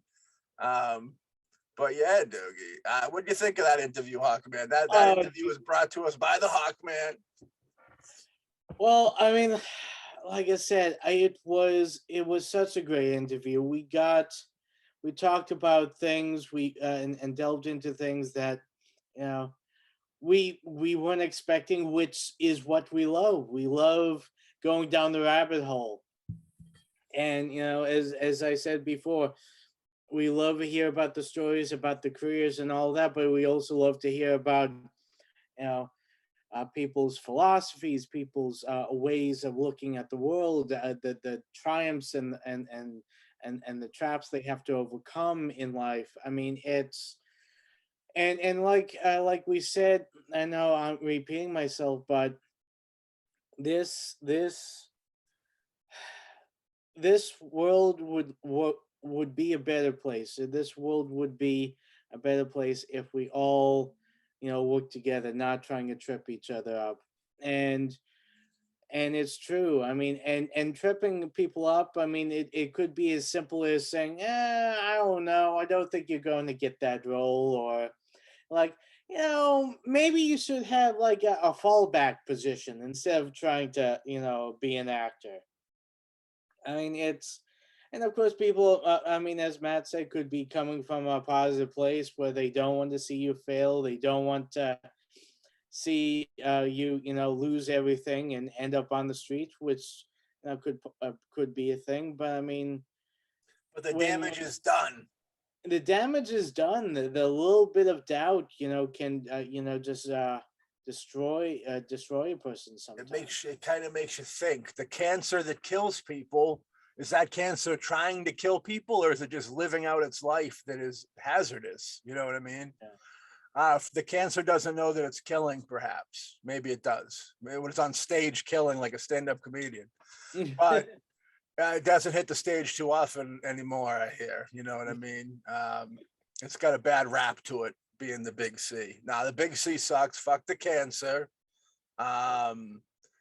Yeah, for sure. Whenever I say fuck the cancer, I always got that idea that it's saying fuck Matt somewhere in the dark shadows, and I don't even want to talk about it anymore. All right. But yeah, that was another great show. Buddy Buttafuoco texted me, said that was a great show. He was tuning in live because Buddy Buttafuoco supports the Patreon page, so he's able to watch these shows live, and he doesn't have to wait for a little catch-up game. You know what I mean? Yeah. But yeah, that was a great show. I thought we did a lot of good stuff, and yeah, you know what I mean? So with that being said, we hope everybody enjoyed it. If you did, check out other episodes on the Boombastic Media YouTube page. There's a Boombastic streaming page if anybody wants to get super VIP style, where you can get a bunch of fun, cool perks. Very low money, folks, very little money, and all types of advanced listening. Like I said, with Buddy Buttafuoco, you could have been listening to this episode while we did it live. You know what I mean? That's how it goes. And yeah, check us out on the social medias out there. You know what I mean? The Facebook is probably the most common to get into. We got Boombastic Films on Instagram. Boombastic Films and Boombastic Media both have Facebook pages.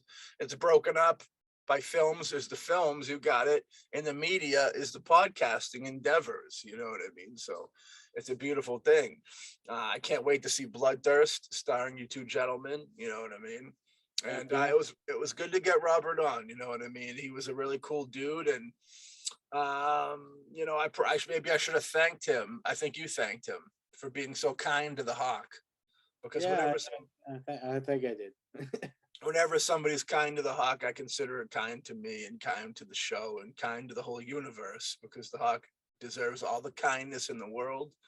And another super talent. Thank you. You're very welcome. You're very welcome. So with that being said, we hope everybody enjoyed the show. Again, we hope everybody's doing well out there, and we'll catch y'all on the next episode of the BoomBastiCAST.